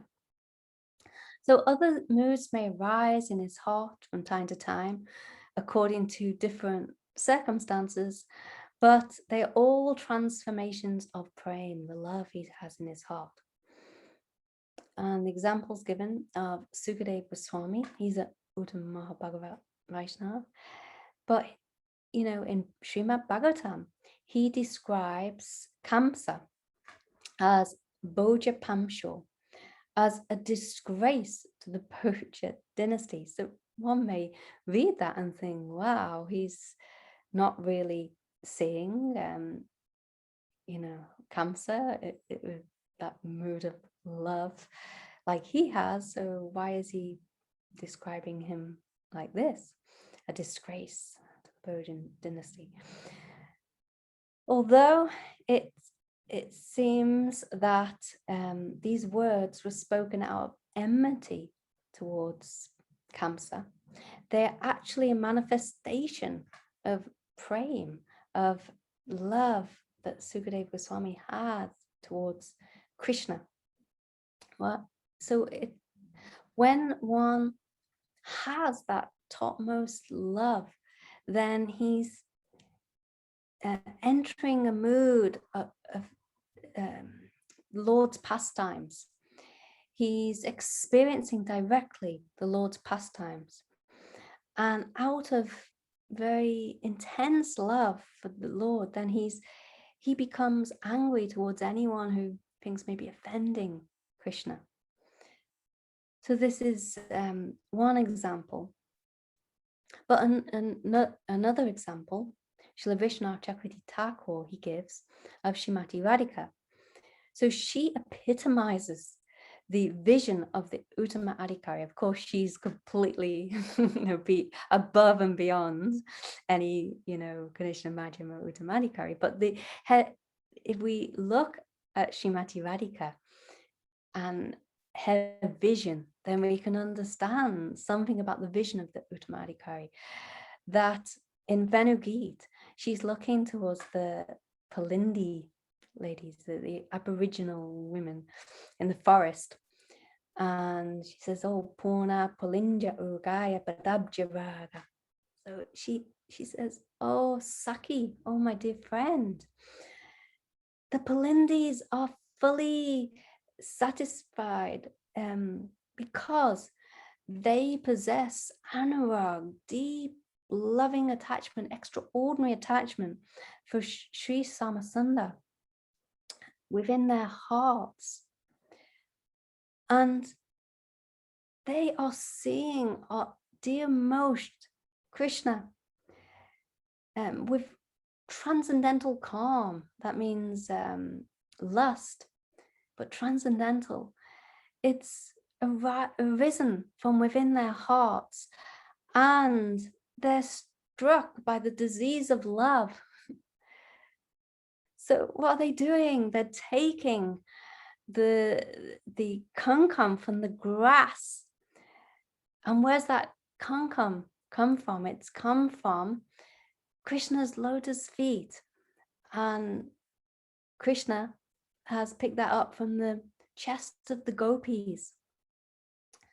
And so they're taking that kankam, collecting it and smearing it all over their face and bodies, like as though they're mad, madly in love.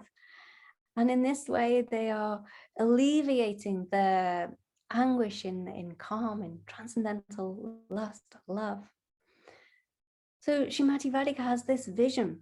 She sees Govardhan, Antiyam Adriya Bala Haridas Savarya. She sees that Govardhan is fully offering himself, his mind, body, words, his loving moods, everything to Krishna. And she sees Yamuna as also offering her lotus flowers and wanting to catch hold of the lotus feet of Krishna in her embrace. And she sees the clouds in the sky as having so much love and affection for Krishna. And she's seeing actually all these living entities like this as having that same mood of love towards Krishna in their heart as she has in her heart. So Srimati Radhika, she has the topmost love. I mean, Prem, Sneha, Man, Pranaya Rag, Anurag, Bhav, Mahabhav, Madanakya Mahabhav. But still, even though she has this Madanakya Mahabhav that no one else has, even Lalita or Vishaka, no one has, but she has the topmost humility. In fact, she's the very pinnacle of humility. And in whomever she detects even a trace of bhakti, then she considers that person as worthy of her reverence. And she offers prayers, like if she sees the deer in the forest approaching Krishna, the male deer, followed by, the female deer followed by the male deer, like this, approaching Krishna, then she sees, oh, these deer, they are serving Krishna so much. I can't serve him like that. Even if only I could serve Krishna like that, I could just go to him freely and be at his service like they are. But I cannot. I am so unfortunate. But I pray that in my next birth, may I become a deer and serve Shyamasundar like they are serving. So this is Srimati Radhika's mood. She has so much humility because she has the topmost love and affection for Krishna. She has the topmost humility. And this is the mood of the Uttama Adhikari also. He has the topmost love for Krishna and the topmost humility. So just as Radhika, she sees that, oh, all are serving Krishna. They're serving Krishna so well, so much, but I cannot serve Krishna like they are. And the Uttama Adhikari, he sees like this. He sees everyone in the world is serving Krishna, but I alone am not. So this is a symptom, Uttama Adhikari. So Srila Vishwanath Chakravarti Thakur, he's also given the example of Yashoda Maya, that she's, one time she saw all jivas, the whole universal form in the mouth of Krishna during Braj Leela. So, including herself, she saw herself with Krishna on her lap. So like this, this is the vision of an Uttama Adhikari.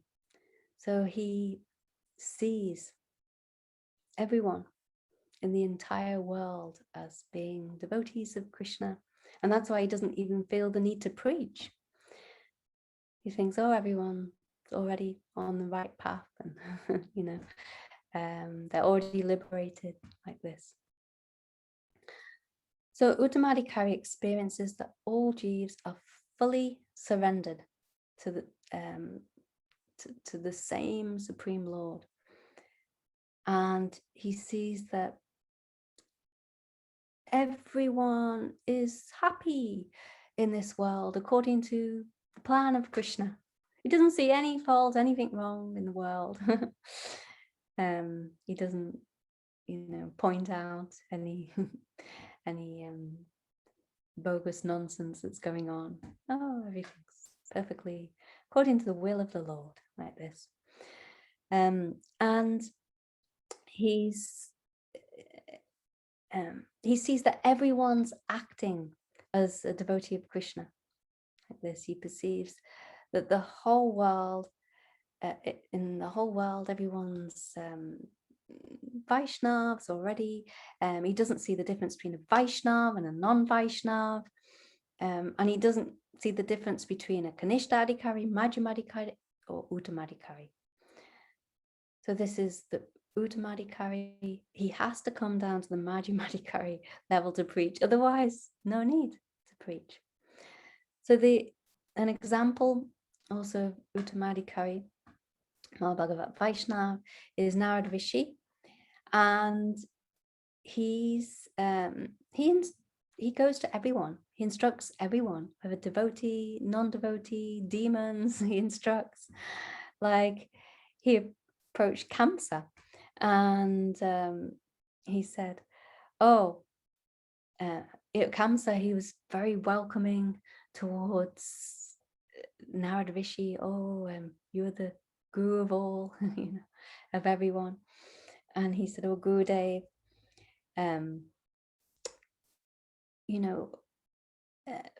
why have you come? What is it you want to tell me?" And Narad Rishi said, "Oh, what are you doing actually? Why have you excused Vasudeva and Devaki? Don't you know that the demigods had a meeting and they decided that they will definitely make plan that you will be killed. So they were trying to figure out different ways to have you killed. And definitely, you don't know that if you continue the way you're going, excusing Vasudeva and Devaki like this, then you will be killed." So by the eighth son of Devaki, she will kill you, as the demigods have predicted, have warned.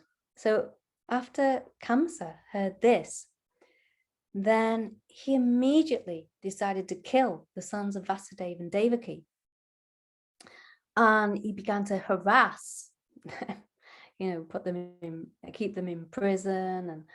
And why? So why did Narad Rishi tell Kamsa like this? Actually, what was his vision? Like an Uttama Adhikari, he saw him not as a demon, but that he was actually assisting in Krishna's pastimes. So he's very instrumental in Krishna's pastimes. And so he told Kamsa all these things so that this would accelerate the appearance of Krishna. This would bring about the appearance of Krishna even sooner. So Narad Rishi, they would see like even a demon like Kamsa. Oh, Kamsa is so fortunate. And in order to kill Kamsa, Bhagavan Shri Krishna, he's come in such an attractive form. So anyway, he won't kill Kamsa's soul, but he'll show him mercy by releasing him from his body. And at the same time, he'll bestow mercy upon the entire world by manifesting his sweet pastimes, which are full of unlimited purifying potency. So if it wasn't for Kamsa, then Krishna wouldn't have appeared and his glories wouldn't have become spread far and wide throughout the world or the three worlds. We wouldn't know of Krishna's glories if it wasn't for Kamsa. So only because of fear of Kamsa that Krishna was taken to Gokul Mahavan, and he performed such wonderful, sweet, nectarian pastimes. So like this is the vision of an Uttama Adhikari Bhagavat Vaishnav like Narad Rishi.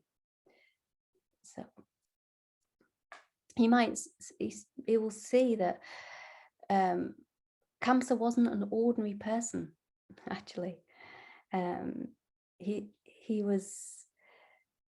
He's very dear to the Lord in the sense that he's very instrumental in the Lord's pastimes, and so he would regularly go and see him. So a Majim Adhikari, he may feel some hatred towards Kamsa, but an Uttama Adhikari, he won't. So is it that the Uttama Adhikari is in illusion when he sees that everyone who is inimical to Krishna, to the Lord, is actually serving him? Is he an illusion? No. As he will see that everyone is part and parcel of the Lord, and they're just temporarily covered. But eventually they'll realize their eternal constitutional position, and they'll engage wholeheartedly in the service of the Lord. Also, when an Uttama Adhikari sees that the jivas are not suffering in this world, or he sees the jivas, there's suffering, but why? Why will he see, or not why, but how will he see the suffering jivas? He'll see, according to his own feelings, that the Uttama Adhikari, he's suffering so much, the pains of separation of Krishna. So in the same way, he'll look at the jivas, living entities in this world, and see they are also suffering in separation of Krishna. So the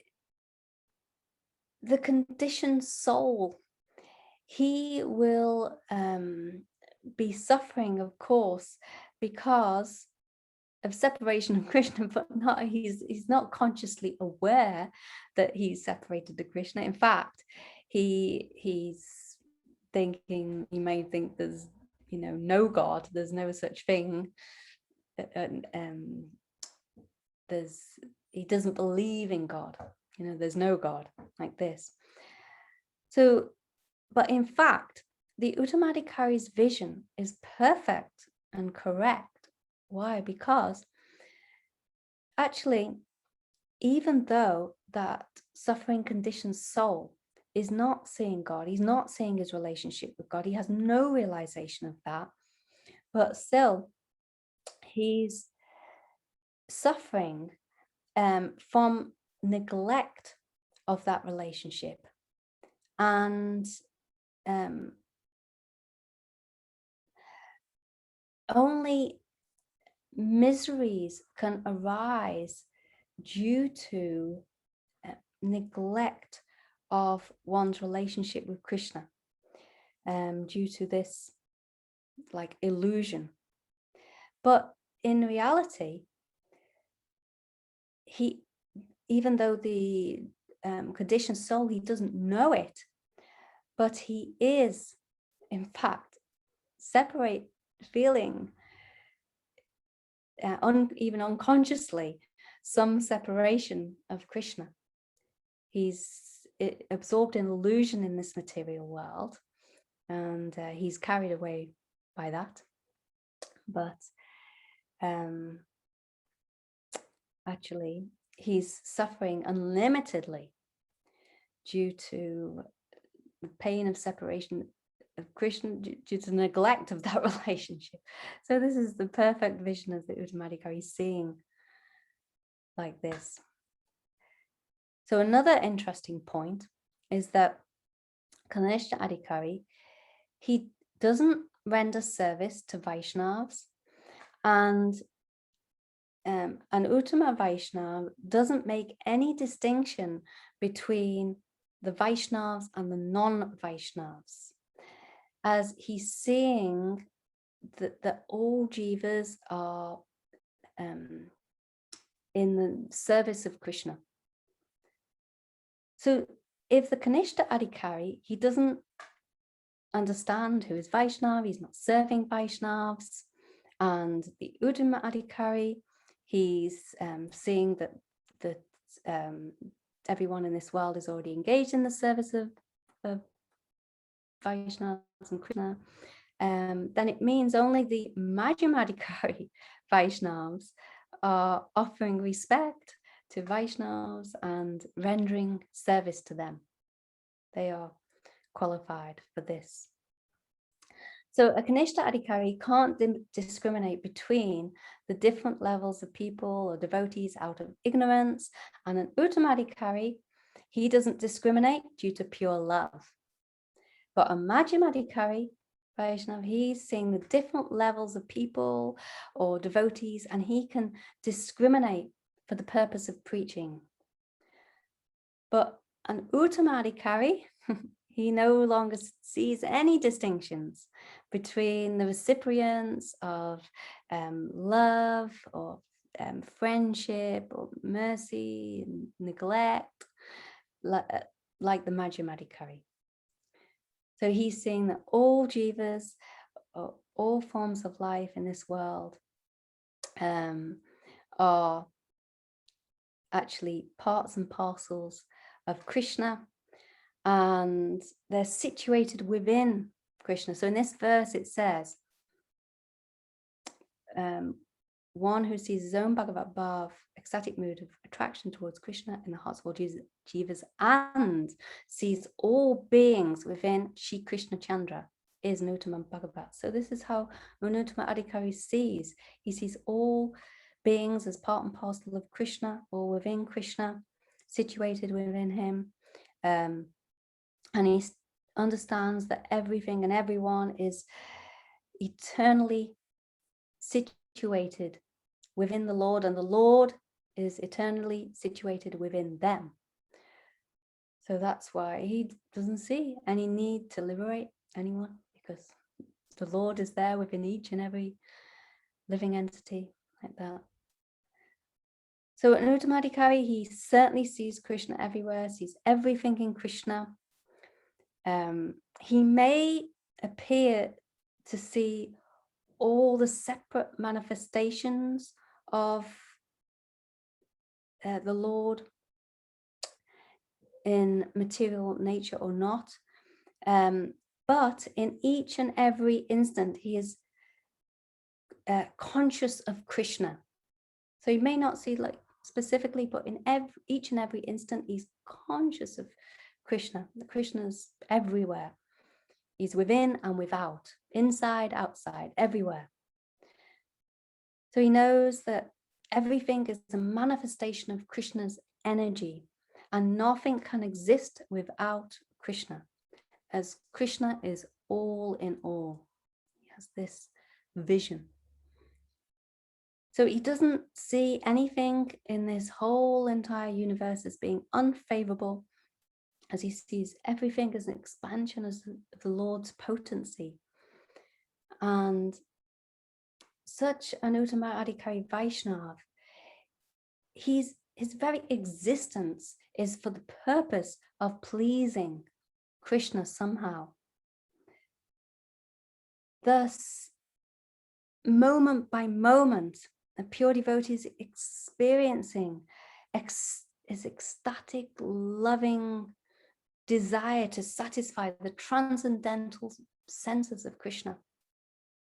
And he sees that everywhere, that everyone else must be having the same desire. So Gurudev, he said that when Sudha Prem, pure Prem, becomes the very life of the Bhakta, he's known as an Uttama Maha Bhagavat. So all his behavior becomes a manifestation of Prem. So imagine that. All his behavior becomes a manifestation of his love for Krishna. So this advanced state is extremely rare. So just to elaborate on this a little bit, that in the 6th chapter of Bhagavad Gita, Krishna says, the vision of an Uttama Adhikari Vaishnava, Yomam Pashyati Savatra Savam Cha Mai Pashyati. So one who sees me everywhere and sees everything in me, I'm never ever lost to him, nor is he ever lost to me. So this is an Uttama Adhikari. He sees Krishna everywhere. He sees everything in Krishna. He's never lost to Krishna. Krishna never lost to him. Never separated. And also Premanjana Charita Bhakti Velochanena. The pure devotee has the salve of love in his eyes, in his heart, in his eyes.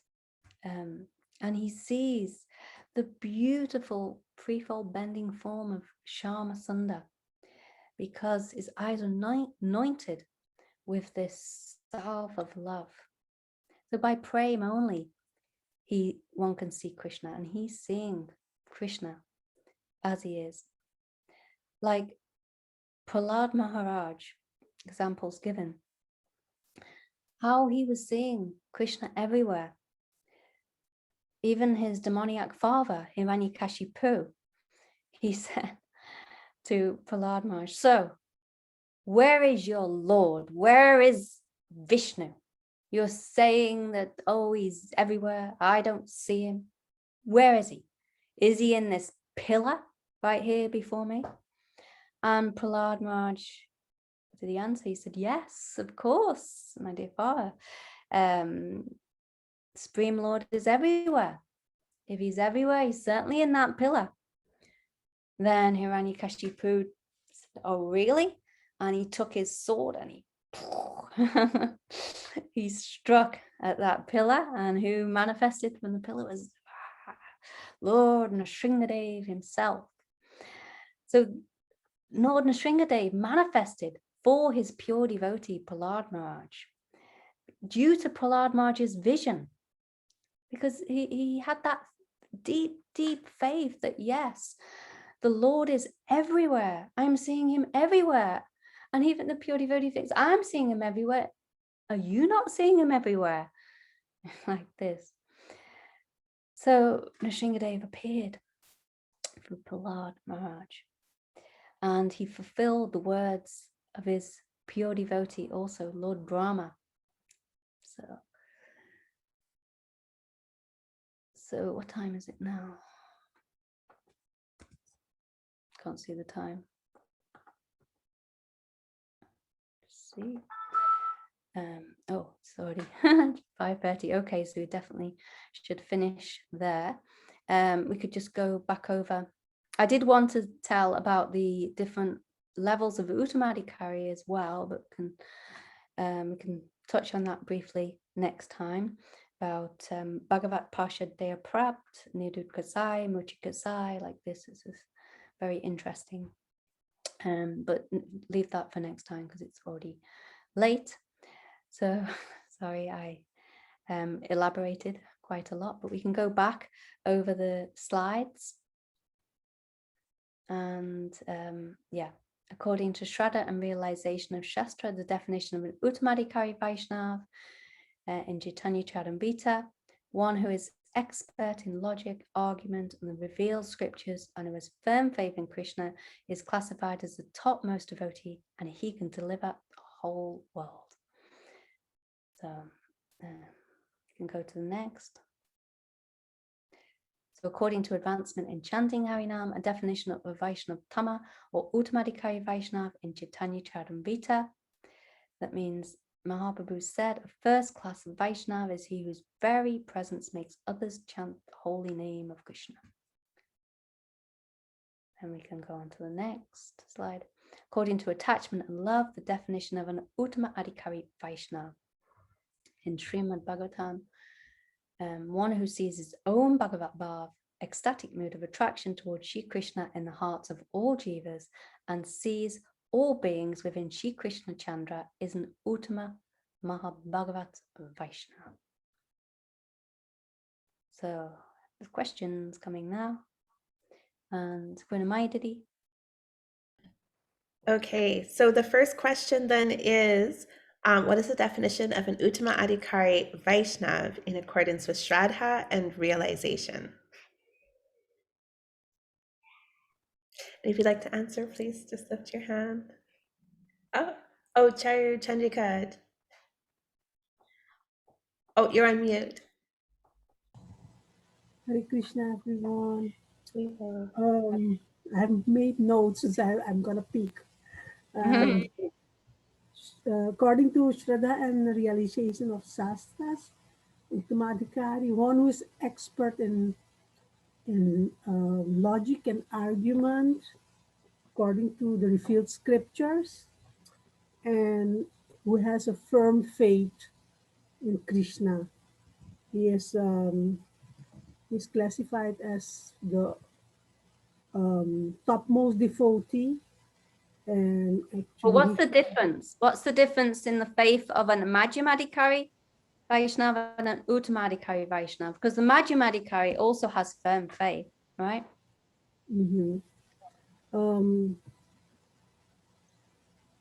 Actually, I don't know actually what to say on that. I think the faith is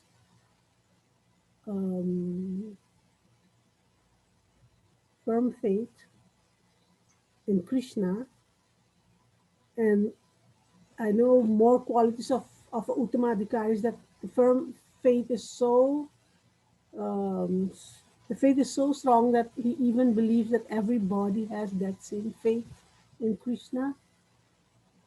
He sees everybody as having that same firm faith toward Krishna. Very deep. Not love. And discriminate. He sees all beings as having the same firm faith. That's the difference with Madhyama Adhikari. Doesn't do that. He sees he can discriminate. He discriminates between Kanesha and non-Vaishnavas and so. And also, what kind of faith does the Uttama Adhikari have in Shastra, in scriptures? He has he accepts them as the, I don't know, someone else. Anyone else like to answer that?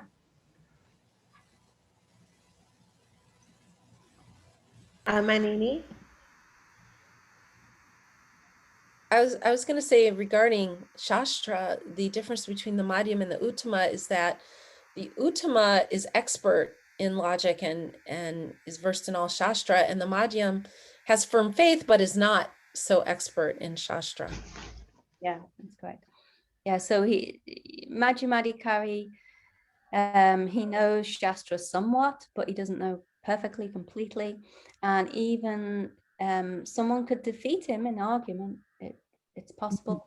But the Uttama Adhikari, no way. No one could defeat him. He knows Shastra inside out. He knows all the conclusions of Shastra. Thank you. And he can present them perfectly and remove all doubt. Maribel wants to say something. All right. Can I say something? Yes, yes. Something that I remembered you said was that the Madhyama Adhikari has firm faith, but the Uttama Adhikari has deep faith. Yes, also. Yeah, very A good. very deep faith. Yeah. I just wanted to add that. Sorry, that's all. He has deep faith and realization. Yeah. That's true. Thank you, Adi.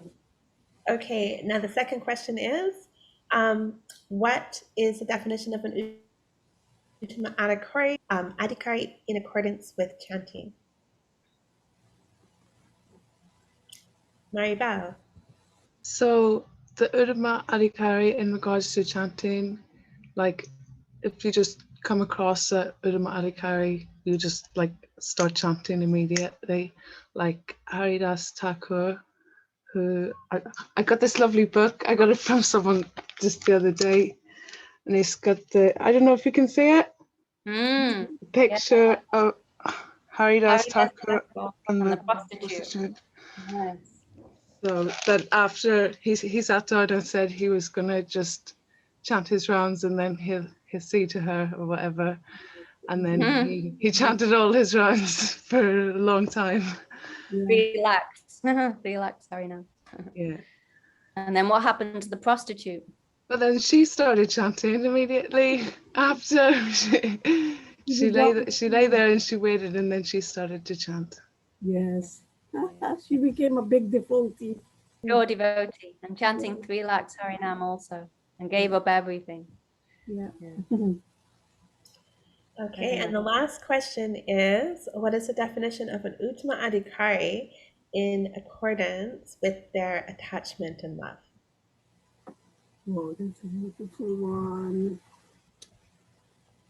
Oh, Shamali.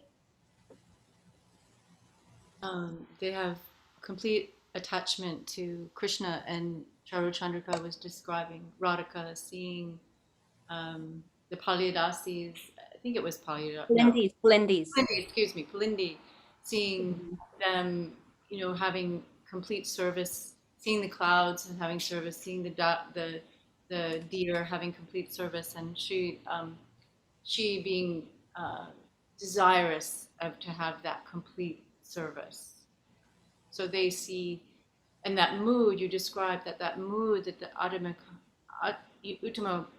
Adhikari has, is he sees his form of Ishtadev in everyone's heart. So you beautifully described that if, it is true for us too, whatever we are experiencing in our own hearts, we see expressed around us. So he sees that his Ishtadev is expressed in everyone's heart. So he makes no distinctions because he sees Ishtadev in everyone. I may have left something out. So. Yeah, that's very good. Yeah. We see the same ecstatic mood of love towards his Ishtadev that he has in his own heart. He sees them in everyone else's hearts. Yes. And also I was mentioning about the humility of an Uttama Adhikari Vaishnava. Do you remember? As much as one has bhakti, that much one will have humility. So Srimati Radhika she's the very embodiment of bhakti, and she has Madhyama Bhav, so she has the topmost humility. Also, when she thinks, oh, I don't have a love like the deer, how they're freely going towards Krishna and loving him. I don't have that kind of love, but maybe in my next birth I can get this kind of love. Whereas a Kanesha Adhikari, he may think, oh, I'm so advanced, I'm so expert, I'm knowing so much, like this. This is a big difference. Okay. Is there anything else anyone wanted to add? I liked one sentence you said. I wrote it down. Everyone, the Uttama Adhikari sees that everyone is part and parcel of Krishna, and they are temporary comfort. Yeah. Yes. Nice. Yeah. So they're only separated by time. Eventually they will become realized in their constitutional position and engaged. And they see all jivas as being already surrendered to Krishna. Yeah. That's right. Fully surrendered. Yeah. Because he's fully surrendered. So he doesn't see any faults. What a beautiful soul. Yeah. That's why the Uttama Adhikari Vaishnav is so attractive. Like Krishna is attractive. And we see when our Gurudev was physically present and walked amongst us, we were like bees trying to gather the nectar. He just like if we get one eye glance or smile or sweet word or even chastisement, still anything, everything, like in that song, Madhuram, Madhuram, is it Madhuradi Pate Akilam Madhuram, Madhurastakam.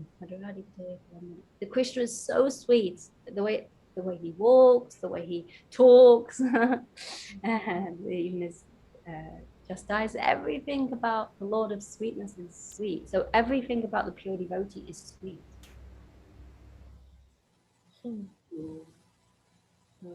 So if no one wants to add anything. There was one question. There's one question, yeah. Where can I go read more about all the levels? Oh, yeah. There was another question before that, wasn't it? Someone said in regards to the different levels in between Kanesha, Majim, and Uttama. Right, and also this Stephanie Rodriguez, I'm not sure who's that. Anyway, devotee, he said, oh, this seems so complicated. With my life, kids, school and work, to chant 24 hours non-stop. But actually, I'll answer that question first because it's a nice question. We may think, well, how on earth am I going to chant continuously? How am I ever going to reach that platform? But actually, when you think about it, whether you're working, whether you're sitting, whether you're walking, whether you're lying, wherever you are, whatever you're doing, you can always chant internally. So it's only a reminder, really. It's just for us to constantly remind ourselves, hey, wake up. Wake up, sleeping soul. Jeev jago, go chanda bole. You're sleeping in the lap of the witch mind. Wake up and chant the holy names. Please chant. This is for your greatest benefit. And sometimes it said we should hit our minds with a shoe or a broom, like Srila Bhaktivedanta Saraswati Thakur said, or sometimes in the mood of Srila Raghunath Das Goswami, oh my dear mind, please don't become deviated. Don't get distracted by the unlimited distractions in this world. But please, even if it's just externally chanting, even if we're not chanting with full concentration, obviously this is our aim and object, but even if just externally, whatever we're doing, we can chant. It's so easy to chant. Even a child can chant, but just to continually remind and just do the best we can, even if it's not possible all the time because of our own weakness or whatever, then still, as much as we can chant. So that's, I guess. Can I add something, Sharon? Yeah, yes, go on. That when you're raising children, and that you're raising children for the benefit of Krishna, you're raising compassionate children, it's a seva in itself. Yes, yes, yes, that's true. That's definitely true. Gurudev said like that. Yeah, so, and when we're raising children, we can teach our children to chant, and say, hey, come chant with me, or hey, why don't hear this pastime of Krishna, or hear what Gurudev said about this. We can try at least, and even if your child isn't interested or doesn't seem to be at all interested in Krishna consciousness, we could play kirtans so they'll hear the kirtans, they'll be given prasad like that, somehow or another, infuse their minds and hearts. So here, what was the other question, Kunamai, did you said? And what if the other question was, is there a level between Kanishta and Madhya? Yeah. So yes, there is a level between Kanishta and Majim Adhikari. There's many levels, actually. I did mention, like Srila Rupa Goswami Pad said, there's Kanishta, Majim, Kanishta Uttam, and within Kanishta, Majim, Uttam, there's many levels. And then there's Kanishta, Majim, Kanishta Majim, and Uttam Majim. That means the lower level, middle level, and topmost level of Majim, and same for Uttama Adhikaris like this. So there's many, many levels, and yeah, we can find all this in books like Jaivadharma, Madhurya Kadambini, Bhagavad Gita, Srimad Bhagavatam. All our scriptures refer to the different levels of Vaishnavas, maybe not in distinct order, but they are there in like Sambandha, Abhideya, and Prayojan is throughout all scriptures. That means that the truths of one's relationship with Krishna, the process to attain Krishna, and the goal itself, it's there throughout. So these levels of the different devotees are explained throughout. If you read Srimad Bhagavatam, you read about Puranjan, like the materialist who's this picture's gone now. Video's gone. The materialist who's completely absorbed in sense gratification, and how to come out of that sense gratification by the guidance of a high class Vaishnav. So like this, that's there. And then of course Narad Rishi, how he was engaged in the service of these four Vaishnavas, who were actually the four Kumaras, it said, and he was taking their remnants, and his heart became completely purified, and he became from the lower level devotee to topmost, if you look at his life, so he's playing that part anyway. But we can see all over Shastra these different levels of Vaishnava. Is there any other question? Did I see something? I think he answered all of them. All right. Siddhanti Marsh, someone Hari Katha, that's nice. Okay. Yeah, go on. Fine. I just want to share something that I heard Srila Gurudev say several times in talks, was that if we would have the faith to chant 64 rounds, that we would see that everything in our life would work out. And it reminded me of that verse that's the definition of faith.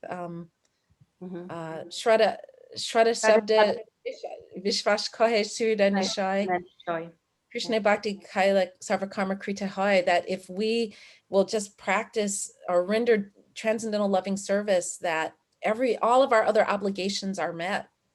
And I'm not at a level yet where I can do that, but it's very inspiring to me to think, what if I could actually just sit and chant 64 rounds? And even to think, I think you might have shared this story, Charu, that Srila Gurudev once was so immersed in his bhakti that he didn't go to work. And then, He was he thought, oh, I'm going to get in trouble. I'll be fired or whatever. And he went the next day and he got like promoted or they were like, oh, you did such an exceptional job yesterday. And he wasn't even there. So it's really, and throughout Krishna himself took his form and went and did his job for him. So that's kind of a purport to that verse that you just quoted. Mm-hmm. Yeah. 11. So if we could just simply, increase our chanting. If we're chanting 4 rounds, increase to 8. If we're chanting 8 rounds, increase to 16. If we're chanting 16 rounds, increase to 32, and 32, 48, 64, like this. And it is possible. In the beginning, it may not seem so easy or so possible, but where there's a will, there's a way. So anything and everything is possible by Guru and Vaishnav's mercy. Yeah. Sorry, you were going to say? Can I share one funny thing too? Because Charu, I know you taught me how to chant on beads. And I remember when she taught me and then she left and went, I don't know, somewhere else in the world.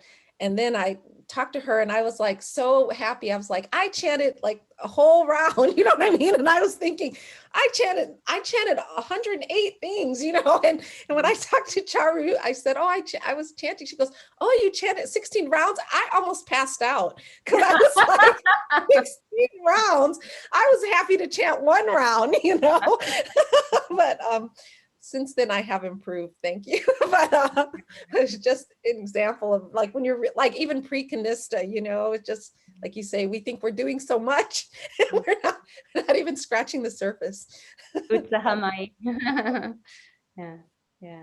No, it's true. What even materially speaking, you see a materialist, what they think was not possible, materially speaking, then it becomes possible. What to speak of someone who's practicing spiritual life, who Krishna wants us to come to him 1,000,000 times more than we want to come to him, so like it said, you take 1 step towards Krishna, he takes 10 steps towards us.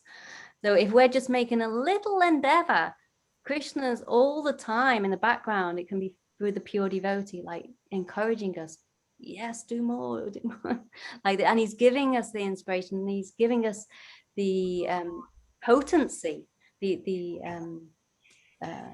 Bhakti Shakti. He's giving us the Bhakti Shakti to accomplish what we thought we couldn't even imagine before.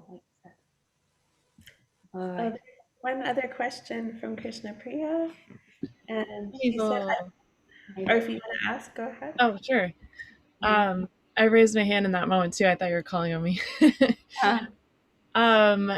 Yeah, I heard once in Harikatha, maybe I heard incorrectly. I just asked my friend Janardhan, but that like no one is even on the level of Kanista in Kali Yuga, but Janardhan was saying that like that might be Varnashram, that Shudra, Vaishya, Kshatriya, and Brahmin, like no one's really on those levels. So I was just curious about that, if you had heard that about, like basically no one's even touching the level of Kanesha, like that's actually a really high level compared to where we're at. But then that doesn't quite make sense because there are still pure devotees that are Uttam. No, definitely. In Kali Yuga, it said there's maybe, no real sannyasis or like that. Or you can't really take proper sannyas in this age, but that's only, you've got to see all these statements of Shastra, where in Shastra they are, what is the context, all these things. Like, for example, that about sannyas, that just referring to karma sannyas, not the Vaishnav sannyas. See what I'm saying? And like what you said, yes, there are definitely Kanesha Adikaris, there are definitely Majim Adhikari Vaishnavs, and there are definitely Uttama Adhikari Vaishnavs, but they're very rare. Uttama Adhikari Vaishnavs, Mahabhagavad Vaishnavs are very rare in this world. And Kanesha Adhikari level is is quite high. Like you said, it's correct. It's not, you know, you can't just look how to say, oh, Kanesha Adikari, you know, no, you know, like you said, many of us may not be even on the level of Kanesha Adikari, because Kanesha Adikari has that faith in Krishna. Krishna is the Supreme Personality of Godhead. Maybe from time to time we have our doubts. You know, is Krishna really God, or you know? And Srila Prabhupada said about his disciples, the problem is that you have doubt, you don't have that faith, you know, Krishna as being the Supreme Personality of Godhead. So, you know, that's high level. So at least we can come to Kanesha Adhikari, but our Gurudev always encouraged us, but at least come to the level of Majim Adhikari in this life. At least come to the stage of Nishta, which is where the lower level Majim Adhikari begins, you know. Yeah. Nice. Thank you. Right. Is that all the questions?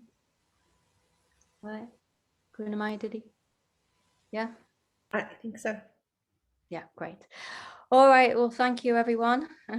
So I did go into quite a lot of detail there, but I don't know. It's my tendency to do that because, you know, it's nice for it to kind of be, what's the word?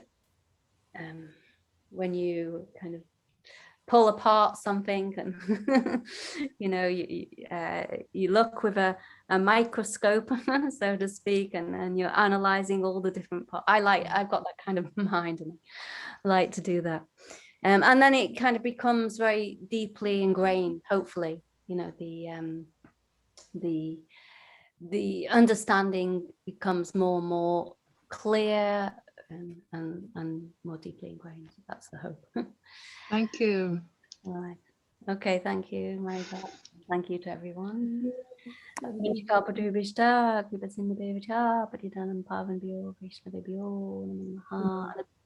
big thank you to Kunamai Didi, who's hosting and asking the questions and helping with slides. A big thank you to Krishna Priya Didi, sang beautiful bhajan at the beginning, and maybe she could lead us out with, or anyone else, I don't know, could lead us out with Hare Krishna Maha Mantra. And she's also putting the slides together and presenting them. So really indebted to everyone who's helping. And to Shamali Didi and Manini Radha Didi, who did this very nice summary in the beginning, and everyone who's answering the questions. So thanks to all. Okay. So who wants to sing Hare Krishna Maha Mantra? And anyone there? Just very short. Okay, we can hear. Yes, go ahead. You should put it. I like it. You can go ahead, Manini, if you want to sing. Are you sure? Okay. Have the beautiful harmonium or whatever that is, whatever that tabla. Okay. I don't even know what it's called, but Harmonium. Oh, okay.